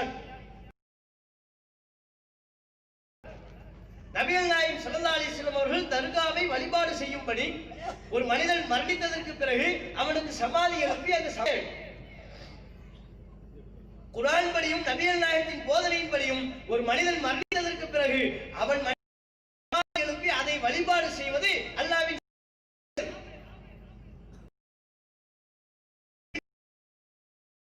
யஹூத வ நஸாரா அன்பியாஹிம் மசாஜித். யூதர்களையும் கிறிஸ்தவர்களையும் அல்லாஹ் சபிப்பானாக. அவர்கள் தங்கள் அடக்கஸ்தலத்தை வணக்கஸ்தலமாக மாற்றிக் கொண்டார்கள். நபிமார்கள் மரித்ததற்கு பிறகு அவர்களை மண்ணறையில் மூடிவிட்டு அந்த சமாதியின் மீது கட்டிடம் எழுப்பி வழிபாடு செய்தார்கள். காரணத்தினால் யூதர்களையும் கிறிஸ்தவர்களையும் அல்லாஹ் சபிப்பானாக என்று நபிகள் நாயகம் சபித்தார்கள். இறைவனின் சாபத்திற்குரிய வேலையாகத்தான் சமாதி வழிபாட்டை, தர்கா வழிபாட்டை அல்லாஹ்வின் தூதர் நமக்கு சொன்னார்கள். அத்தகைய இறைவனின் சாபத்திற்குரிய தர்கா வழிபாட்டை நீங்கள் செய்து கொண்டிருக்கிறார்களா இல்லையா முஸ்லிம்கள்? இது ஹதீஸ மறுக்கிறது இல்லையா? ஒரு பள்ளிவாசல்ல அல்லது ஒரு ஊர்ல சில முஸ்லிம்கள் தர்காவை கட்டி வழிபாடு செய்து கொண்டிருக்கிறார்கள். அதை இஸ்லாத்தின் பேராலேயே செய்வார்கள் என்றால் ரசூலுல்லாஹ் சொன்ன ஹதீஸ்களை மறுத்தால் மாத்திரம் தானே தர்கா வழிபாடு செய்ய முடியும். ரசூலுல்லாஹ் சொன்னதெல்லாம் எங்களால் ஏற்றுக்கொள்ள முடியாது. யூத கிறிஸ்தவ சாபம் சமாதி வழிபாட்டினால் தான் ஏற்பட்டது என்று நபி சொன்னா நாங்க ஏத்துக்கணுமா? எங்க முன்னோர்கள் சொல்லலையே, எங்க பெரியார்கள் இதை எங்களுக்கு போதிக்கவில்லையே. நபிகள் நாயகம் சொன்னதை நாங்கள் கண்டுகொள்ள மாட்டோம். இந்த சமாதி வழிபாடு தான் இது ஹதீஸ். இதுதான் தெளிவான ஹதீஸ் மறுப்பு. இது போன்ற பொதுக்கூட்ட நிகழ்ச்சி ஏற்பாடு செய்ய வேண்டும் என்றால் பெரும் அளவுல இந்த பொதுக்கூட்ட வகைக்காகவும் இது போன்ற சத்தியத்தை எடுத்துச் சொல்ல பொதுக்கூட்டங்கள் பகுதிகளிலே நடைபெற வேண்டும் என்பதற்காகவும் உங்கள் பொருளாதாரங்களை வாரி வழங்குங்கள். கொள்கை சகோதரர்கள் வாரி வருவார்கள், தாராளமான முறையில் வாரி வழங்குங்க. அல்லாஹ் முஸ்லிம். இதுதான் தெளிவான ஹதீஸ் மறுப்பு. அப்படிப்பட்ட பல நபிமொழிகளை மறுத்து கபருக்கு ரசூலுல்லாஹ் சொன்ன ஹதீஸ் ஒண்ணா ரெண்டா இவ்வளவு ஹதீஸ்களை சொன்னாங்க. அல்லாஹ்வின் தூதர் கபர்கள் கட்டப்படுவதை தடுத்தார்கள், கபர்கள் பூசப்படக்கூடாது என்று அல்லாஹ்வின் தூதர் தடுத்தார்கள், கபர்களின் மீது எழுதுவதை நபிகள் நாயகம் ஸல்லல்லாஹு அலைஹி வஸல்லம் அவர்கள் தடுத்தார்கள். இப்படி கபர் அது கூடாது என்று சொல்லி பல நபிமொழிகள். அனைத்து நபிமொழிகளையும் உதாசீனப்படுத்தி விட்டுத்தானே தர்கா வழிபாட்டை செய்து கொண்டிருக்கிறீர்கள்.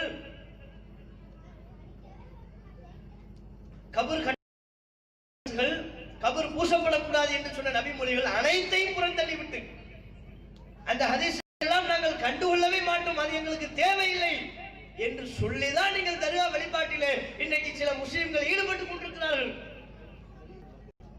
இதை சொன்னா இதுக்கு வியாக்கியானம் இந்த ரசூலுல்லாஹ் ஹதீஸ கட்டக்கூடாது, தர்காவை கட்டக்கூடாது, சமாதி கட்டக்கூடாதுன்னு சொல்லி இருக்கிறாங்கன்னா, அதாவது சகோதரர்களே ஆரம்பிச்சு வந்துருவார். கபரு கட்டக்கூடாது என்று சொன்னால் அது உள்ளே கட்டக்கூடாது என்று அர்த்தம், வெளியே கட்டக்கூடாது என்று அர்த்தம் இல்லை. இது ஏதாவது ஒரு வியாக்கியானம். ரசூலுல்லாஹ் தர்கா கபரு கட்டக்கூடாது, சமாதியில கட்டடம் எழுப்பக்கூடாதுன்னு தடுத்திருக்கிறாங்கன்னா உடனே வந்துருவார். சொன்னார்கள் உள்ளே கட்டக்கூடாது என்றுதான் சொன்னார்கள், உள்ளுக்குள்ள போய் கட்டக்கூடாதா, வெளியே பூசிக்கலாமா, அடக்கஸ்தலம் பண்ணி அதுக்கு மேல எந்த பில்டிங்னாலும் எழுப்பிக்கலாமா. ரசூலுல்லாஹ் தடுத்தது உள்ளேயும். இது விளக்கமா இதுக்கு பேரு.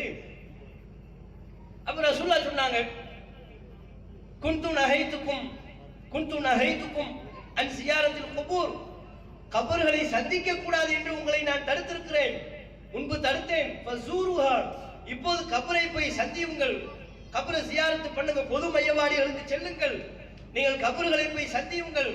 ஏனென்றால் ஃபஇன்னஹா துதக்கிருல் ஆகிரா, அது மறுமையை உங்களுக்கு நினைவூட்டுகிறது, தாராளமா கபரை போய் சந்தியுங்கள் என்று ரசூலுல்லாஹ் சொன்னாங்க.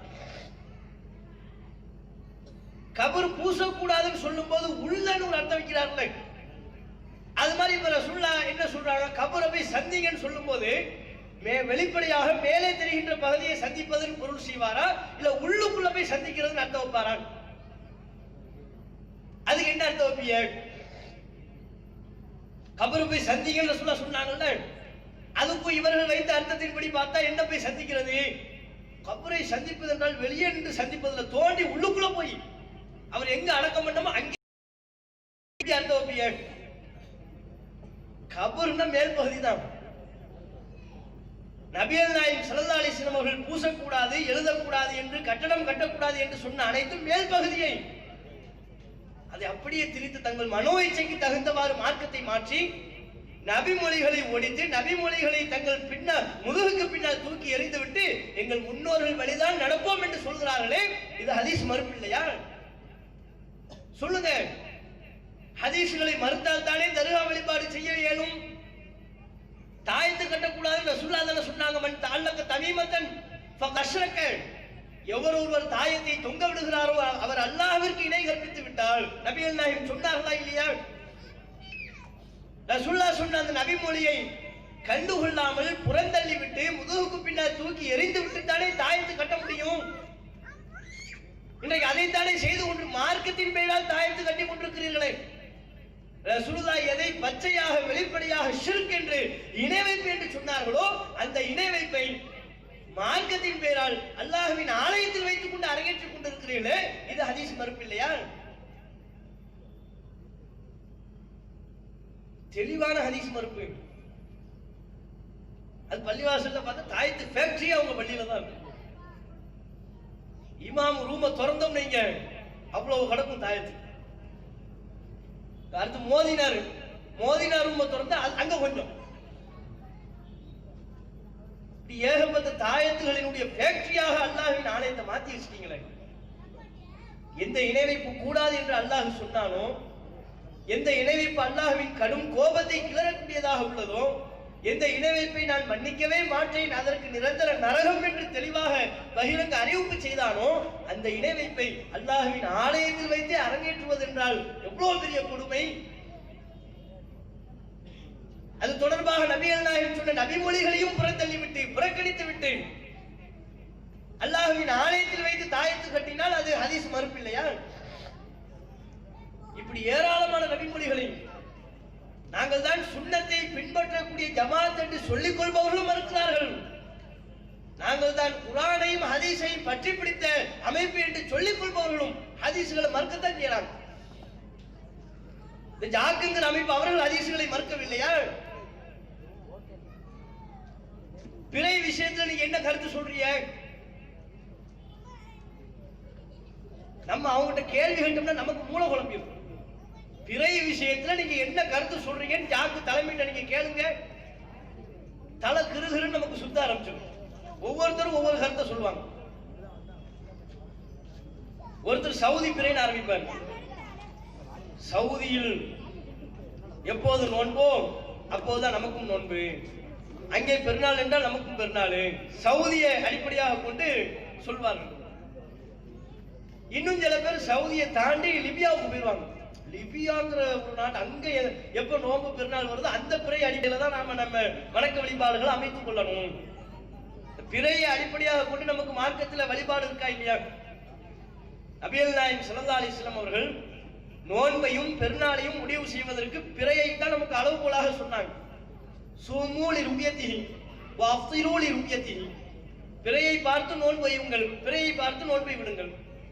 ஃபைன் உம்ம அலைக்கும், உங்கள் மீது மேகமூட்டம் ஏற்படுத்தப்பட்டால் ஃபஅக்மிலு இத்தத ஷஅபான ஸலாத்தின், ஷஅபான் மாதத்தின் எண்ணிக்கையை 30ஆக பூர்த்தி செய்து கொள்ளுங்கள். எந்த மாதத்தையும் துவக்குவதற்கு நபிகள் நாயகம் ஸல்லல்லாஹு அலைஹி வஸல்லம் அவர்கள் நமக்கு சொன்ன அளவுகோல் பிறையை கண்ணால பாருங்க. ஒவ்வொருவரும் தத்தமது பகுதியில பிறையை கண்ணால் பார்த்து நோன்பையும் பெருநாளையும் முடிவு செய்து கொள்ள வேண்டும். இதுதான் ரசூலுல்லாஹ் நமக்கு சொன்னது. அதன்படிதான் நாம் இன்று வரையிலையும் நடைமுறைப்படுத்திக் கொண்டிருக்கிறோம், நபி வழியை பின்பற்றிக் கொண்டிருக்கிறோம். ஆனால் இந்த ஜாக் என்கிற அமைப்பு என்ன சொல்கிறார்கள்? அவர்களுக்கு என்று ஒரு நிலைப்பாடே கிடையாது. சில காலம் சவுதி பிறை என்பார்கள், சில காலம் லிபியா பிறை என்பார்கள், சில காலம் கேரள பிறை என்பார்கள். ஹிஜ்ரா கமிட்டி இன்னொரு குரூப் கிளப்பும். பிறையை கணித்து நாம் நமது நோன்பை பெருநாளையும் முடிவு செய்ய வேண்டும் என்பார்கள். ஆளாளுக்கு ஒரு கருத்து இருக்கும். நாம என்ன கேட்கிறோம்? பிறையை கணிக்க வேண்டும் என்றும் உலகத்தின் எந்த பகுதியில் பிறை தெரிந்தாலும் அதன்படி செயல்பட வேண்டும் என்று சொல்கிறீர்களே, இதுவே ஹதீஸை மறுக்கக்கூடிய தனம் இல்லையா? ரசூலுல்லாஹ் பிறையை கண்ணால் பார்த்து நோன்பையும் பெருநாளையும் முடிவு செய்ய வேண்டும் என்று சொல்லியதற்கு பிறகு பிறையை கணிக்கலாம் என்று சொன்னால், கணித்து நோன்பையும் பெருநாளையும் முடிவு செய்யலாம் என்று சொன்னால் அது ஹதீஸை மறுக்கிற தனம் தானே? ஜாக் என்கிற அமைப்பும் ஹதீஸ்களை மறுக்கிறார்கள். தௌஹீத் என்று மக்கள் மத்தியில் சொல்கிறார்கள், ஆனால் பிறை தொடர்பான ஏராளமான நபிமொழிகளை மறுக்கிறார்கள். திடல் தொழுகை தொடர்பாக அவங்களுடைய நிலைப்பாடு என்ன? பெருநாளை திடலில் தான் தொழ வேண்டும் என்று நபிமொழி தெளிவாக உள்ளது. அந்த ஹதீஸ்களை ஜாக் என்கிற அமைப்பு மறுக்கின்றதா இல்லையா? அவர்கள் இந்த திடல் தொழுகை தொடர்பாக என்ன எழுதினார்கள், பேசி வந்தார்கள், அதெல்லாம் அவசியம் இல்லை. திடல்ல போய் தான் பெருநாள் தொழுகை தொழுகணுங்கிற அவசியம் இல்லை. ரசூலுல்லாஹ் காலத்துல திடல்ல போய் தொழுதாங்கன்னா அவங்க பள்ளி வாசல்ல இடம் பத்தல. எது? மஸ்ஜித் நபவியில இடம் பத்தலையா? மஸ்ஜித் நபவி எல்லாரும் தொலைக்காட்சியில நீங்க பார்த்திருப்பீங்க, சவுதி சேனல் பார்த்திருப்பீங்க. மதீனாவில் சில நேரங்களில் மதீனாவில் உள்ள மஸ்ஜித் நபவியில் தொழப்படுகின்ற காட்சியையும் நமக்கு தொலைக்காட்சியில் காட்டியிருப்பார்கள். எவ்வளவு பிரம்மாண்டமான பள்ளி வாசல் அது, எவ்வளவு பிரம்மாண்டமான ஹரமுடைய எல்லை அது. அந்த மஸ்ஜித் நபவியில் தொழுவதற்கு இடமில்லை என்று சொல்லித்தான் திடலுக்கு போனாங்க. இவர்களாக ஒரு சொந்த வியாக்கியானத்தை சொல்லி ரசூலுல்லாஹ் சொன்ன ஹதீஸை மறுத்து பெருநாள் தொழுகையை நம்ம எங்கேயும் தொழுதுக்கலாம், பள்ளி வாசலிலேயே தொழுது கொள்ளலாம் என்று சொன்னார்களா இல்லையா? அப்படி சொன்னவர்கள் இவர்கள். சஹர்பாங்க மறுத்தாங்க. ரமலான் மாத காலகட்டங்களிலே சஹர்பாங்கு சொல்வது என்ற ஒரு வழிமுறையை நபிகள் நாயகம் ஸல்லல்லாஹு அலைஹி வஸல்லம் அவங்க நமக்கு ஏற்படுத்தி தந்திருக்கிறாங்க. அது தமிழ்நாடு தௌஹீத் ஜமாத்தும் பின்பற்றி வருகிறது. அந்த நடைமுறை மக்கள் மத்தியில் நாம் நடைமுறைப்படுத்தும் போது இதே ஜாக் என்கிற அமைப்பு தான் சொன்னது, சஹர்பாங்கு சொல்லணுங்கிற அவசியம்லாம் இல்லை. இல்லைங்க, ரசூலுல்லாஹ் சொல்லி இருக்கிறாங்க, ஹதீஸ்கள்ல இருக்கு. அது ரசூலுல்லாஹ் சொன்னார் என்றால் அந்த காலகட்டங்களில் நேரத்தை காட்டக்கூடிய கடிகாரம் இல்லை, அதனால் சஹர்பாங்கு சொல்லக்கூடிய ஏற்பாடை செய்தார்கள். சொந்த வியாக்கியானம், சொந்த கருத்து. நபிமொழியை மறுப்பதற்கு சொந்த கருத்தை சொன்னவர்கள் நீங்கள். நபிகள் நாயகம் காலத்தில் நேரத்தை காட்டக்கூடிய கடிகாரம் இல்லை என்கிற காரணத்தினால் தான் சஹர்பாங்கு சொல்ல சொன்னாங்க. சொன்னீங்களா இல்லையா? உங்கள் பத்திரிகைகளில் எழுதினீர்களா இல்லையா? ரசூலுல்லாஹ் அதுக்கு தான் சஹர்பாங்கு சொன்னாங்களா? சரி, கடிகாரம் இல்லைங்கிறதுனால தான் சஹர்பாங்குனா சஹர்பாங்குக்கு மட்டும்தான் அந்த காலத்துல கடிகாரம் இல்லையா? மற்ற சுபுஹ், லுஹர், அஸ்ர், மக்ரிப், இஷா ஐவேளை தொழுகையினுடைய நேரத்தை அறிந்து கொள்வதற்கு மட்டும் ரசூலுல்லாஹ் காலத்துல கடிகாரம் இருந்துச்சா? அதுக்கு தானே கடிகாரம் இல்லை. அப்ப திருப்பி கேட்கும், சஹர் பாங்குக்கு கடிகாரம் இல்லை அதனால் தான் சொன்னார்கள்னு ஒரு காரணத்தை சொல்றீங்களே, ஹதீஸில் இல்லாத உங்கள் சொந்த கருத்தை யூகத்தை சொல்கிறீர்களே. அல்லாஹ்வின் தூதருடைய காலகட்டத்தில் ஐவேளை தொழுகைக்கான பாங்கு சொல்லும் போதும் கடிகாரம் இல்லைதான். இப்போது உங்களுக்கு கடிகாரம் வந்துவிட்டது என்று ஐங்கால தொழுகைக்கு உண்டான பாங்கையும் நிறுத்தி விடுவீர்களா? சஹர் பாங்கு தேவையில்லை என்று சொன்ன அடிப்படையில் ஐங்கால தொழுகைக்கு உண்டான பாங்கும் தேவையில்லை என்று சொல்லுவீர்களான்னு கேட்டோம், பதில் இல்லை. மனோஇச்சைவாதிகளிடத்துல பதில் இருக்காது. அல்லாஹ் திருக்குர்ஆனில் அதைத்தான் சொல்கிறான், நபியே தெரிந்து கொள்ளுங்கள், அவர்கள் உங்களுக்கு பதில் தரவில்லை என்றால் அவர்கள் தங்களது மனோ இச்சைகளை பின்பற்றுகிறார்கள், அறிந்து கொள்ளுங்கள் என்று அல்லாஹ் உணர்த்துகிறான். நம்மை விமர்சிக்கிற எவரிடத்திலையும் நாம் எழுப்புகிற கேள்விகளுக்கு பதில் வராது. நம்மை விமர்சிப்பார்கள், நம்மை வசைப்பாடுவார்கள். அதுக்குன்னே பல குரூப்புக்கு ஊரா பிஜே கேசட் ஒன்று வச்சிருப்பாங்க. பல குரூப்புக்கு அதுதான் வேணும். ஒரே கேசட் பல ஊர்ல போட்டு அடி வாங்கின ஒரு கேசட். அது ஆளாளுக்கு மாற்றிக்கொள்ளும். நம்மை தௌஹீத் ஜமாத்தை விமர்சிப்பது என்றால், தௌஹீத் ஜமாத்தை திட்டுவது என்றால் அந்த கேசட்டை எவ்வளவு நாள் அடிச்சு விநியோகம் பண்ணுவாங்க. பல அமைப்புகளுக்கு அதை கொடுத்து ஊரா போய் இது மாதிரி ப்ரொஜெக்டர் வச்சு பிஜே கேசட்டை போட்டு பார்த்தீர்களா 80களில் என்ன சொன்னார், 1980 அப்படி சொன்னாரா, 2015 இப்படி சொன்னாரா, பாத்தீங்களா முரண்பாட பாத்தீங்களா? இதுதான் இவர்களுடைய வேலையை. கேள்வியை மாத்திரமே எழுப்பி கொண்டிருப்பார்கள். அந்த கேள்விகளுக்கு நாம் என்ன பதில் சொன்னோம் என்று குறிப்பிட்டு அதற்குரிய முறையான பதிலை நீங்கள் பதிவு செய்திருக்கிறீர்களா? உங்கள் பிரச்சாரத்தை நீங்கள் நேர்மையானதாக இருந்திருக்கிறீர்களா? ஹதீஸை மறுக்கிறோம் சொல்றீங்களே, நாங்கள் என்ன சொல்கிறோம் என்பதை மக்கள் மத்தியில் தெளிவுபடுத்தி இருக்கிறீர்களா? நாங்கள் தெளிவுபடுத்துறோம். நாங்கள் என்ன சொல்கிறோம்? ஒரு முஸ்லிம் என்றால் அவன் திருக்குர்ஆனுக்கும் கட்டுப்பட வேண்டும், நபிமொழிகளுக்கும் கட்டுப்பட வேண்டும். ரசூலுல்லாஹ் சொன்னதை நான் ஏற்றுக்கொள்ள மாட்டேன் என்று சொன்னால் அவன் முஸ்லிம். நபிகள் நாயகம் சொன்ன ஹதீஸை இது ரசூலுல்லாஹ் சொல்லியிருக்கிறார்கள், இதை என்னால் ஏற்றுக்கொள்ள முடியாது, இது ரசூலுல்லாஹ் இதை சொல்லியிருக்கிறார்கள், என் அறிவுக்கு இது புலப்படவில்லை என்று ஒருவன் சொன்னால் அவன் முஸ்லிமே அல்ல. அந்த கொள்கையை தெளிவா நாங்கள் சொல்றோம். ஆனால் நாங்கள் மக்கள் மத்தியில் பிரச்சாரம் செய்கிற பிரச்சாரம் என்னவென்றால், நபிகள் நாயகத்தின் பெயரால் வந்திருக்கிற அனைத்தையும் ஹதீசுகள் என்று ஏற்றுக்கொள்ள முடியாது. ஒரு செய்தியை ரசூலுல்லாஹ் சொன்னார்கள் என்று உறுதியாக நம்பிவிட்டால் அதற்கு பிறகு உயிரை கொடுத்தேனும் அந்த நபி மொழியை நடைமுறைப்படுத்துவோம். ஆனால் நபிகள் நாயகத்தின் பெயரால் வந்திருக்கின்ற அனைத்தையும் ஹதீசுகள் என்று நம்ப முடியாது, நம்பவும் கூடாது. ரசூலுல்லாஹ்வே நமக்கு இந்த வழியை காட்டி தருகிறார்கள். அல்லாஹ்வின் தூதர் அவர்கள் நமக்கு என்ன போதித்திருக்கிறார்கள் என்றால், அஹ்மத் என்கிற ஹதீஸ் கிரந்தத்திலே பதிவாக இருக்கிறது, இதா சமிஅத்துமுல் ஹதீஸ அன்னி, என்னை பற்றி ஒரு செய்தி நீங்கள் கேள்விப்படுகிறீர்கள், என் பெயரால் என்னை பற்றி உங்களுக்கு ஒரு செய்தி சொல்லப்படுகிறது, அந்த செய்தியை உங்கள் உள்ளம் ஏற்றுக்கொள்ள மறுக்கும் என்றால் துன்கிருஹு குலூபுக்கும் வ தன்ஃபிரு மின்ஹு அஷ்ஆருக்கும் அப்ஷாருக்கும், என் பெயரில் சொல்லப்படுகிற செய்தியை கேட்ட மாத்திரத்தில் உங்கள் உள்ளம் வெறுக்கின்றது, உங்கள் உணர்வுகள் அச்செய்தியை ஏற்றுக்கொள்ள இணங்க மறுக்கின்றது என்று சொன்னால், ரசூலுல்லாஹ் மேலும் சொல்கிறார்கள், உங்களோடு அச்செய்தியை பொருத்தி பார்க்கும் போது நீங்கள் தூரமாக கருதுவீர்கள் என்றால் நானும் அந்த செய்தியை விட்டு வெகு தொலைவில் இருக்கிறேன், எனக்கும் அந்த செய்திக்கும் சம்பந்தம் இல்லைங்கிறாங்க ரசூலுல்லாஹ். இந்த ஹதீஸ் இருக்கா இல்லையா? அஹ்மதில் பதிவு செய்யப்பட்டிருக்கிற ஆதாரப்பூர்வமான செய்தி, நபிகள் நாயகம் சொன்ன தெளிவான அளவுகோல். என் பெயரில் சொல்லப்படுகிற எல்லா செய்திகளையும் நம்பி விடாதீர்கள்.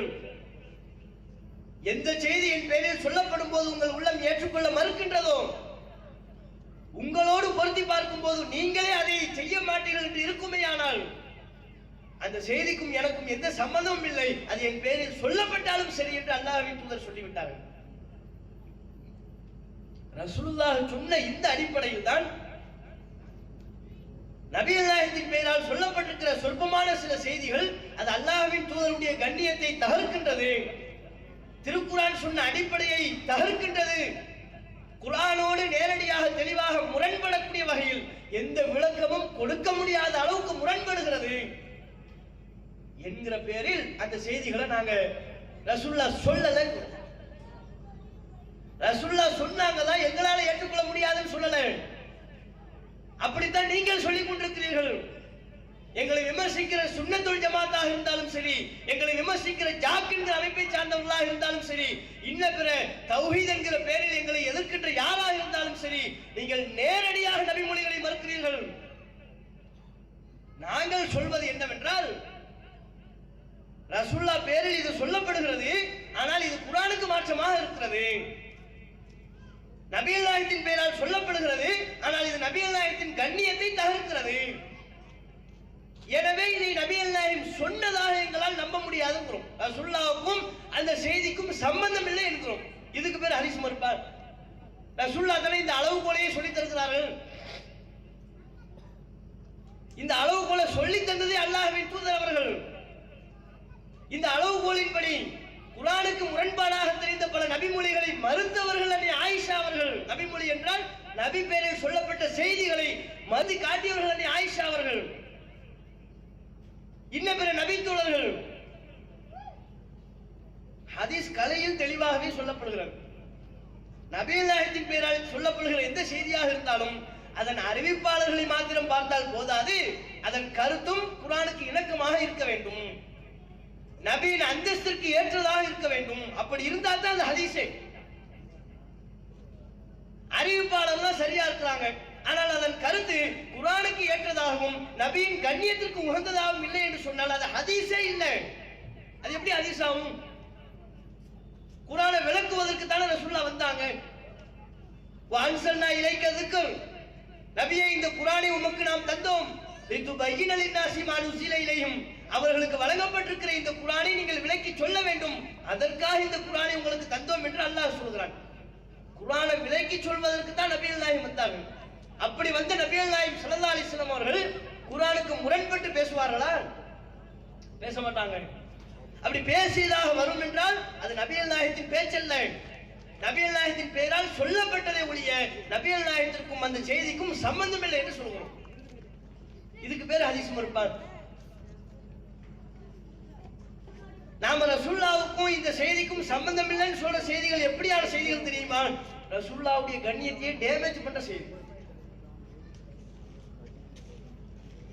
அப்படித்தான் ஒரு ஹதீஸ் நூல்ல ஒரு செய்தி பதிவாக இருக்கிறது. நபிகள் நாயகத்தை பற்றி எப்படி? நபிகள் நாயகம் ஸல்லல்லாஹு அலைஹி வஸல்லம் அவர்கள் உம்மு ஹராம் என்கிற ஒரு அந்நிய பெண்மணியின் வீட்டிற்கு செல்வார்கள். அந்த பெண்மணியினுடைய வீட்டில் தங்குவார்கள். அப்பெண்மணிக்கு அருகாமையிலேயே அல்லாஹ்வின் தூதர் அவர்கள் தங்குவார்கள். உம்மு ஹராம்ங்கிற அந்த பெண்மணி என்ன செய்வாங்களாம்? ரசூலுல்லாஹ்வுடைய தலையை தொட்டு பேன் பார்த்து விடுவார்கள். ரசூலுல்லாஹ் உம்மு ஹராம்ங்கிற ஒரு பெண்மணியின் வீட்டுக்கு போவாங்களாம்.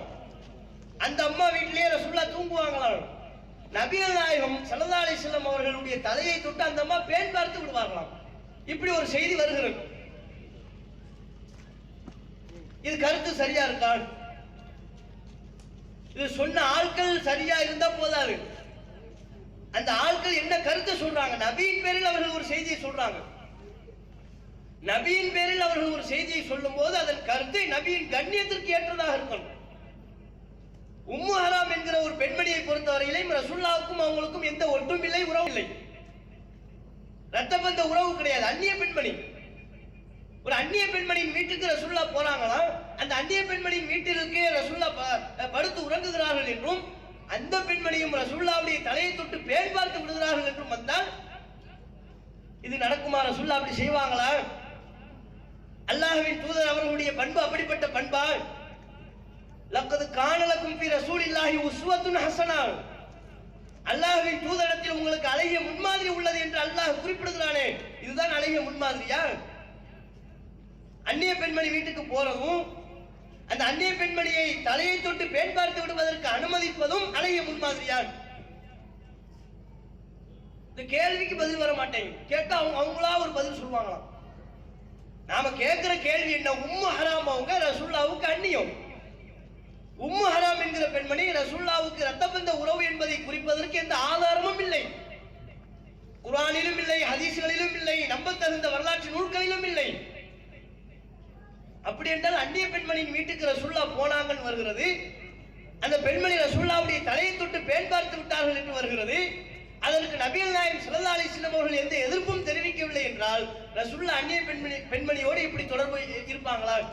ரசூல்லாவுடைய கண்ணியத்தை டேமேஜ் பண்ணலையா? அல்லாஹ்வின் தூதரின் அவர்களின் குணத்தை பற்றி திருக்குர்ஆனில் அல்லாஹ் பாராட்டுகிறான். நபியே இன்னக லஅலா குலுகின் அதீம், நீர் மகத்தான நற்குணத்தில் இருக்கிறீர். மகத்தான நற்குணம் என்று அல்லாஹ் பாராட்டுகிறான். ஆனால் இந்த நபிகள் நாயகத்தின் பெயரால் சொல்லப்பட்ட செய்தி சொல்கிறது, அந்நிய பெண்மணி வீட்டுக்கு போயிட்டு வருவாங்க, தலையை தொட்டு பேர் பார்ப்பதற்கெல்லாம் இடம் கொடுத்திருக்கிறார்கள். இது மகத்தான நற்குணமா? அந்த ரசூல் அதனை நமக்கு போதித்தார்கள்.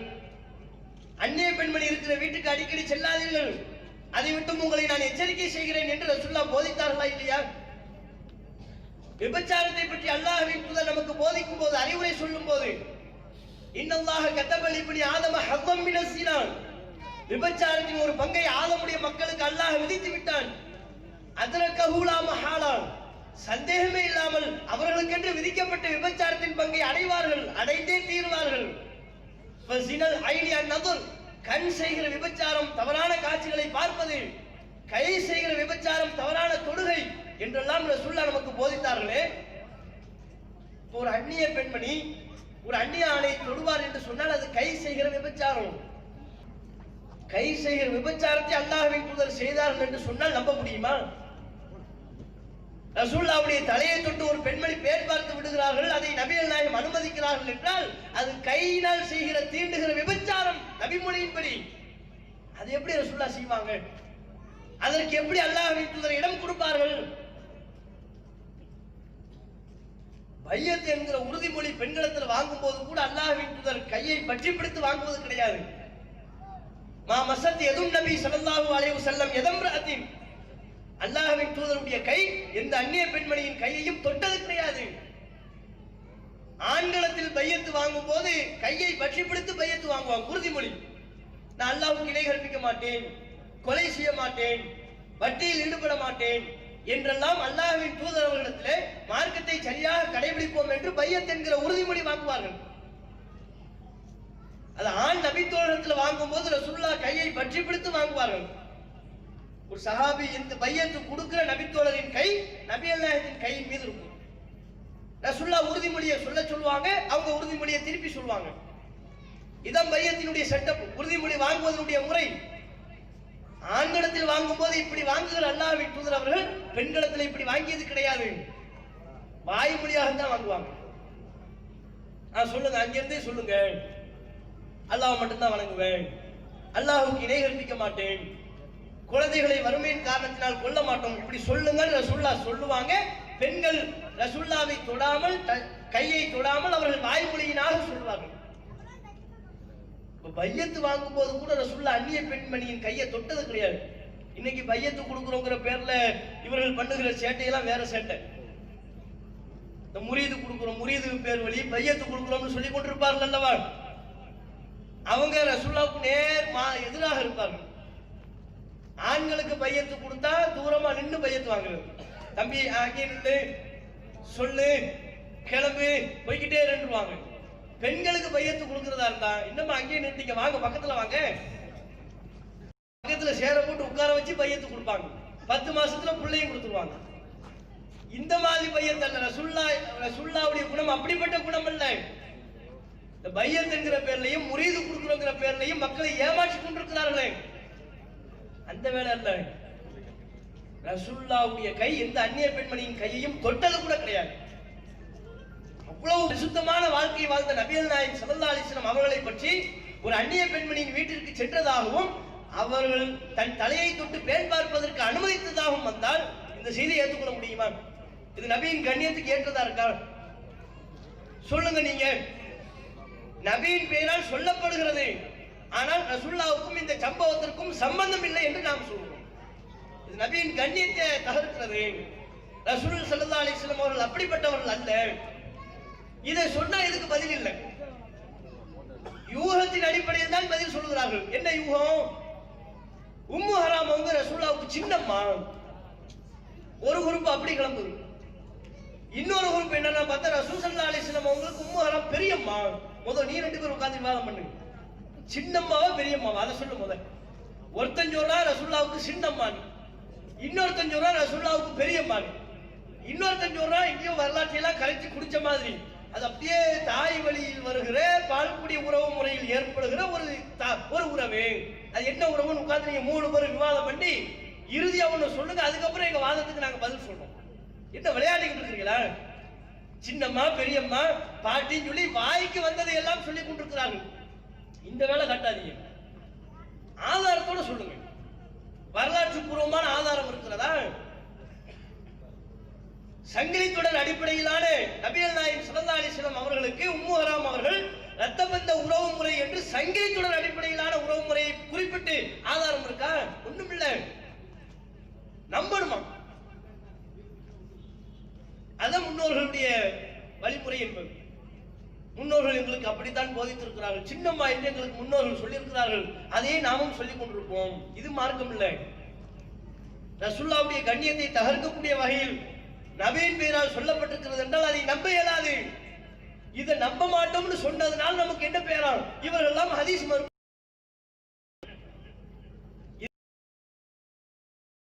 சரி, அல்லாஹ்வின் தூதர் அவர்களை ஒழுக்கமற்றவர்கள் என்று ஒரு காலத்திலும் நாங்கள் நம்ப மாட்டோம்.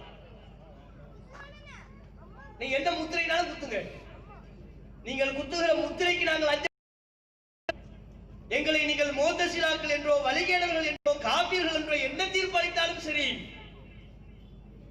நீங்கள் அளிக்கின்ற தீர்ப்பு பேப்பரை நீங்களே பார்த்து வேணா சந்தோஷப்பட்டுக்கலாம். அது எங்கள் மனதில் எந்த சலனத்தையும் ஏற்படுத்தாது. நாங்கள் கொண்டிருக்கிற லட்சிய பயணத்திலே எங்கள் பயணத்தை தடை செய்வதில் என் முனையளவும் எங்களுக்கு பாதிப்பை ஏற்படுத்தாது. அதெல்லாம் அல்லாஹ் எங்களுக்கு சொல்லிட்டாரு. அம்வாலிக்கும் அன்புசிக்கும், நீங்கள் பொருளாதார ரீதியாக சோதிக்கப்படுவீர்கள், உயிர் ரீதியாகவும் சோதிக்கப்படுவீர்கள்.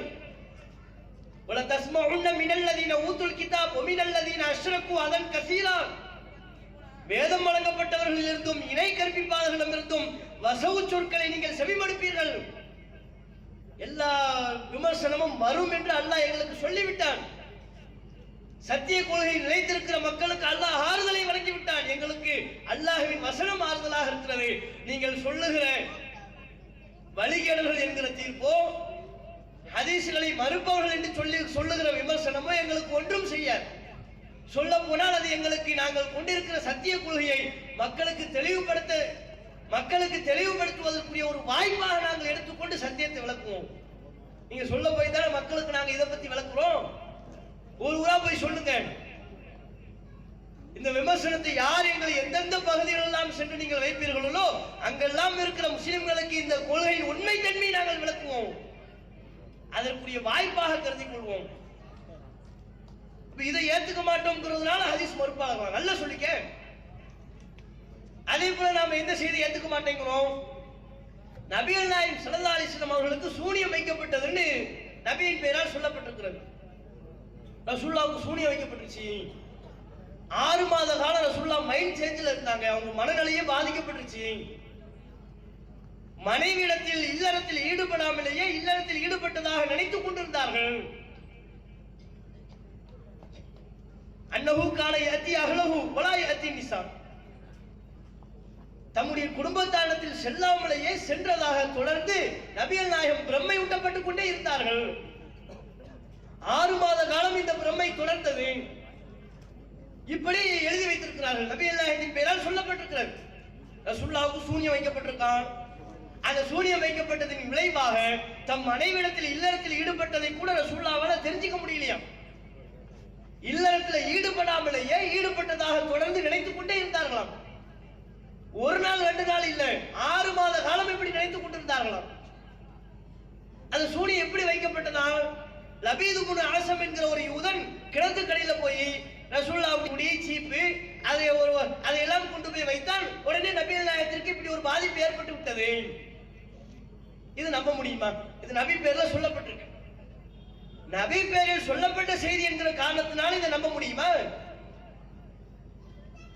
முதல் சூனியம்னு ஒண்ணு இருக்கா? சூனியம் என்பதே பொய்யின் பித்தலாட்டம். நீங்கள் எந்த நபிகள் நாயகத்திற்கு சூனியம் வைக்கப்பட்டதாக, சூனியத்தினால் மனப்பாதிப்பு ஏற்பட்டதாக சொல்கிறார்களோ அந்த ரசூலா நமக்கு என்ன தெரியுமா சொன்னாங்க? லா யதுகுலுல் ஜன்னத ஆக்குன், பெற்றோரை நோவினை செய்பவன் சுவனத்திற்குள் நுழைய மாட்டான். அந்த வரிசையில் அல்லாஹ்வின் தூதர் சொன்னார்கள், வலா முஃமினும் பிஸ்ஸிஹர், சூனியத்தை உண்மை என்று நம்பக்கூடியவன் சுவனத்திற்குள் செல்ல மாட்டான் என்று ரசூலுல்லாஹ் சொன்னார்.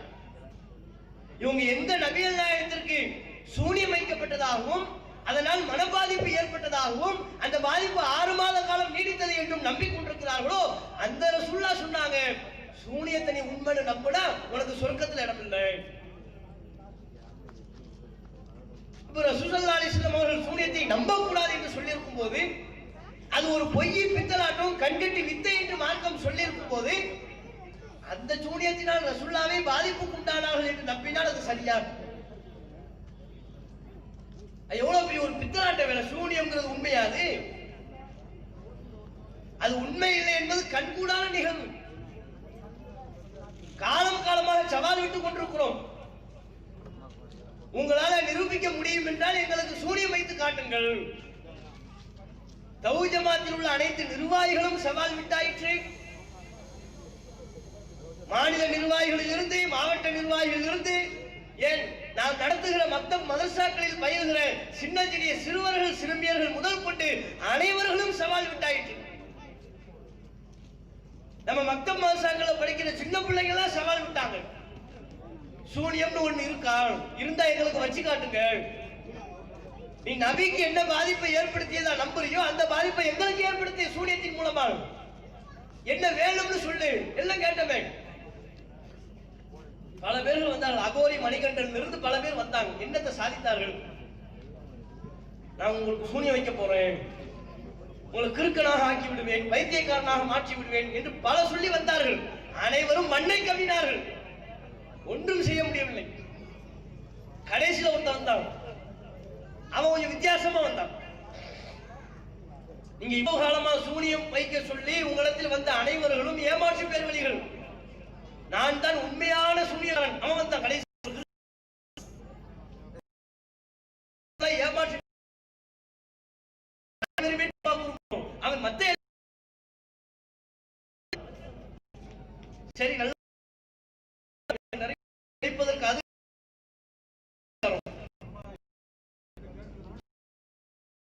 போடுற. ஆனா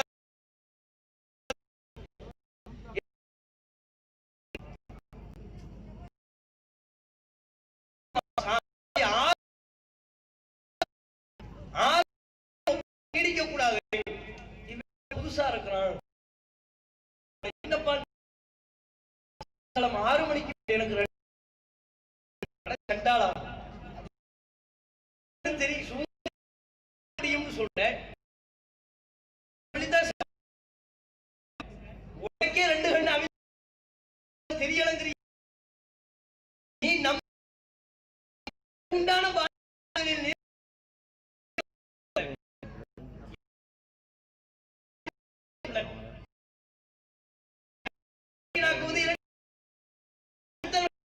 நஷ்டத்தை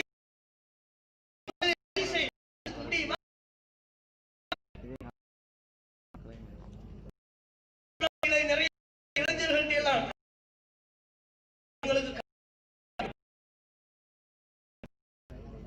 நம்ம இளைஞர்கள் பதில் கொடுத்தாங்க. எதிர்பார்க்கிறேன்.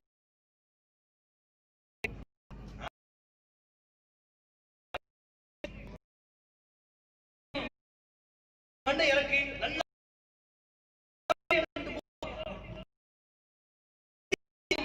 மொட்டை எடுத்து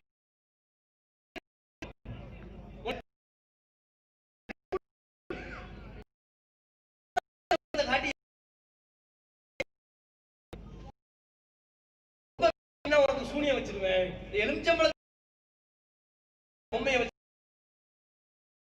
ஊசியை வச்சிருப்பான். அங்க வயிறு வலியுமா திருகுனா யாருக்கு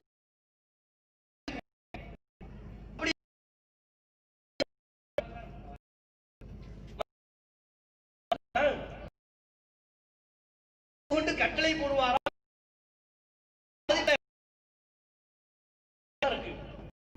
இதா அராத ஷைஅன்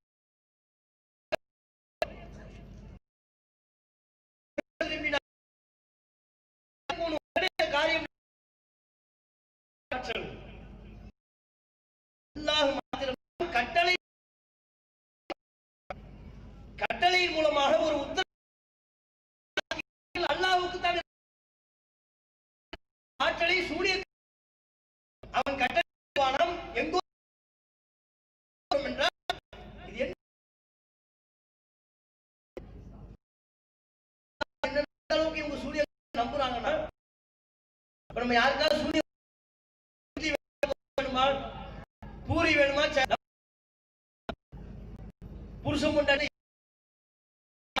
எழுதி வைத்திருப்பாராம் அந்த மனிதன் என்ன பாதிப்பு ஏற்படும் அதுதான் ஏற்படும் என்று நம்பினால் எனக்கு வழங்குகின்ற தன்மை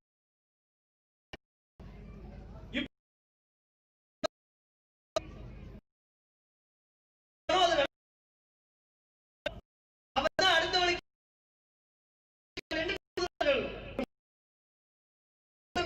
மனிதன் சொல்ல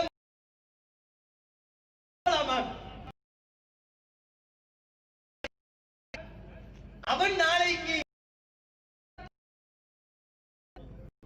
இப்படி இஸ்லாமிய மார்க்கத்திற்கு எதிரான சொன்னார்களோ அந்த வைக்கப்படுது என்று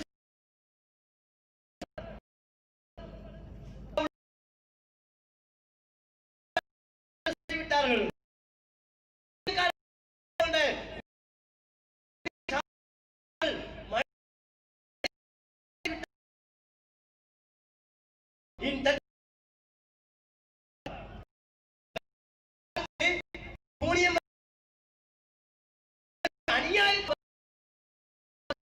அநியாயக்காரன் வைக்கப்பட்டதை கூட பாதிப்பு சாஹிபிக்கும் மின்ஜின்னா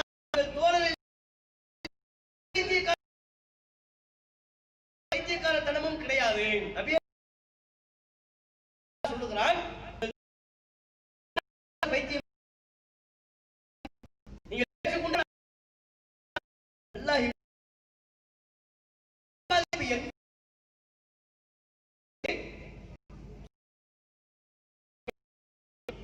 6 மாதம்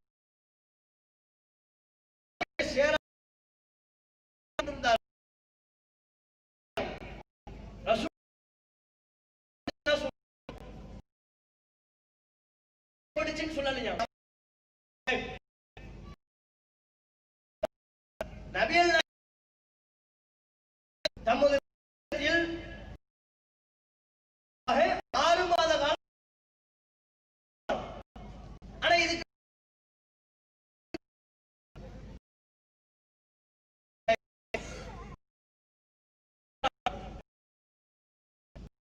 செய்யாமலே எனக்கு ஒரு நாள் அதை செய்யாமலே செஞ்சதா சாப்பிட்டதா சொல்லிக்கிட்டு உனக்கு ஏதோ மைண்ட்ல பிரச்சனை 6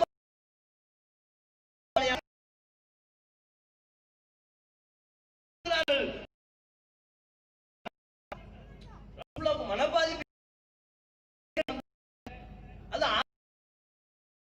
அது சேராமலேயே சேர்ந்தது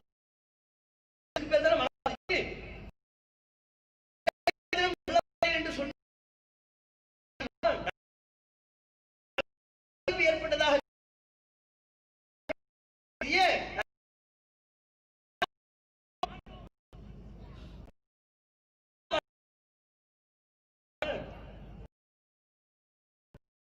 தாராளமாக சொல்லிக் கொள்ளுங்கள்.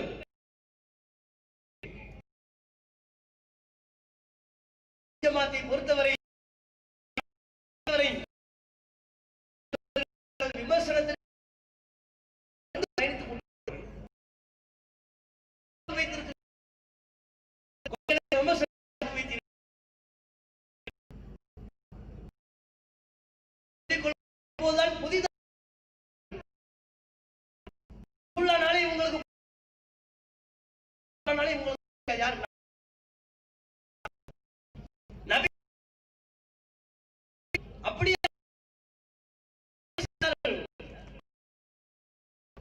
ஸலவாத் ஓதக்கூடாது என்று எந்த காலத்தில் இல்லாமல் எழுதி வைத்திருக்கிறார்கள். மக்கள் ரசூலுல்லாஹ் நீ சொன்னதான் கேட்டோம். இல்லாதது எழுதி வைத்திருக்கிற ஸலாத் மக்கள் இவர்கள் நபியை தடுத்தாங்க. அதையெல்லாம் சொல்லி பிறகு என்ன நன்மையை இன்னும் சொன்னார்கள். என்று திட்டுகிறார்கள். எல்லாம் அவர்கள் என்று அவர்கள் சொன்னார்கள்.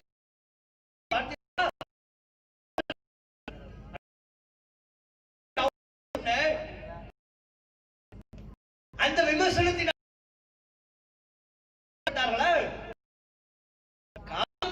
பல அவதூறான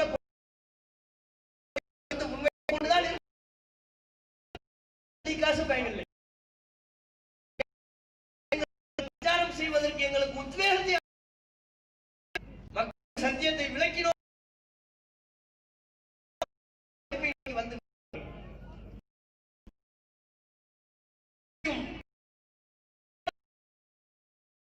கிடையாது.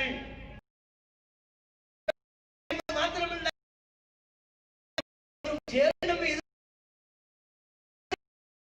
தெரிந்துதான் நீங்கள்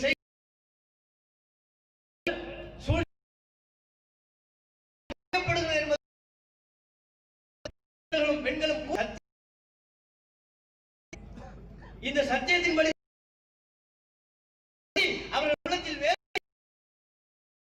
பிறகு யார் நீங்கள் முயற்சித்தால் தோல்வி. இது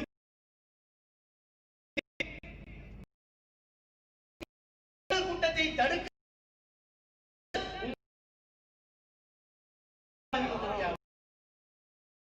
மேலும்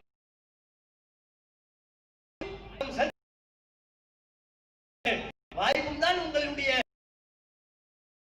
ஒரு உத்வேகம் ஏற்படும்.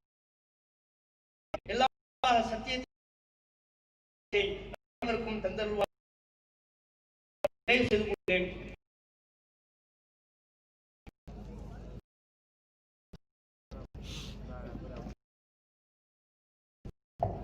அஸ்ஸலாமு அலைக்கும்.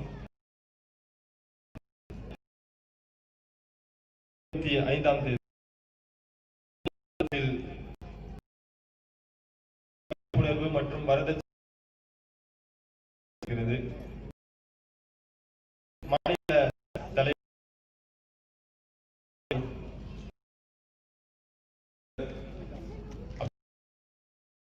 செயலாளர் வேண்டும் என்று ஜமாத்தின் சில இடங்களில் நம்முடைய வரக்கூடிய இப்ராஹிம் அவர்கள்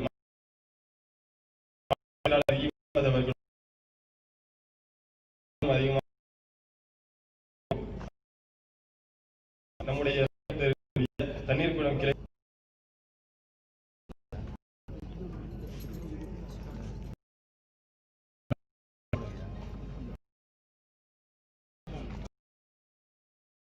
இந்த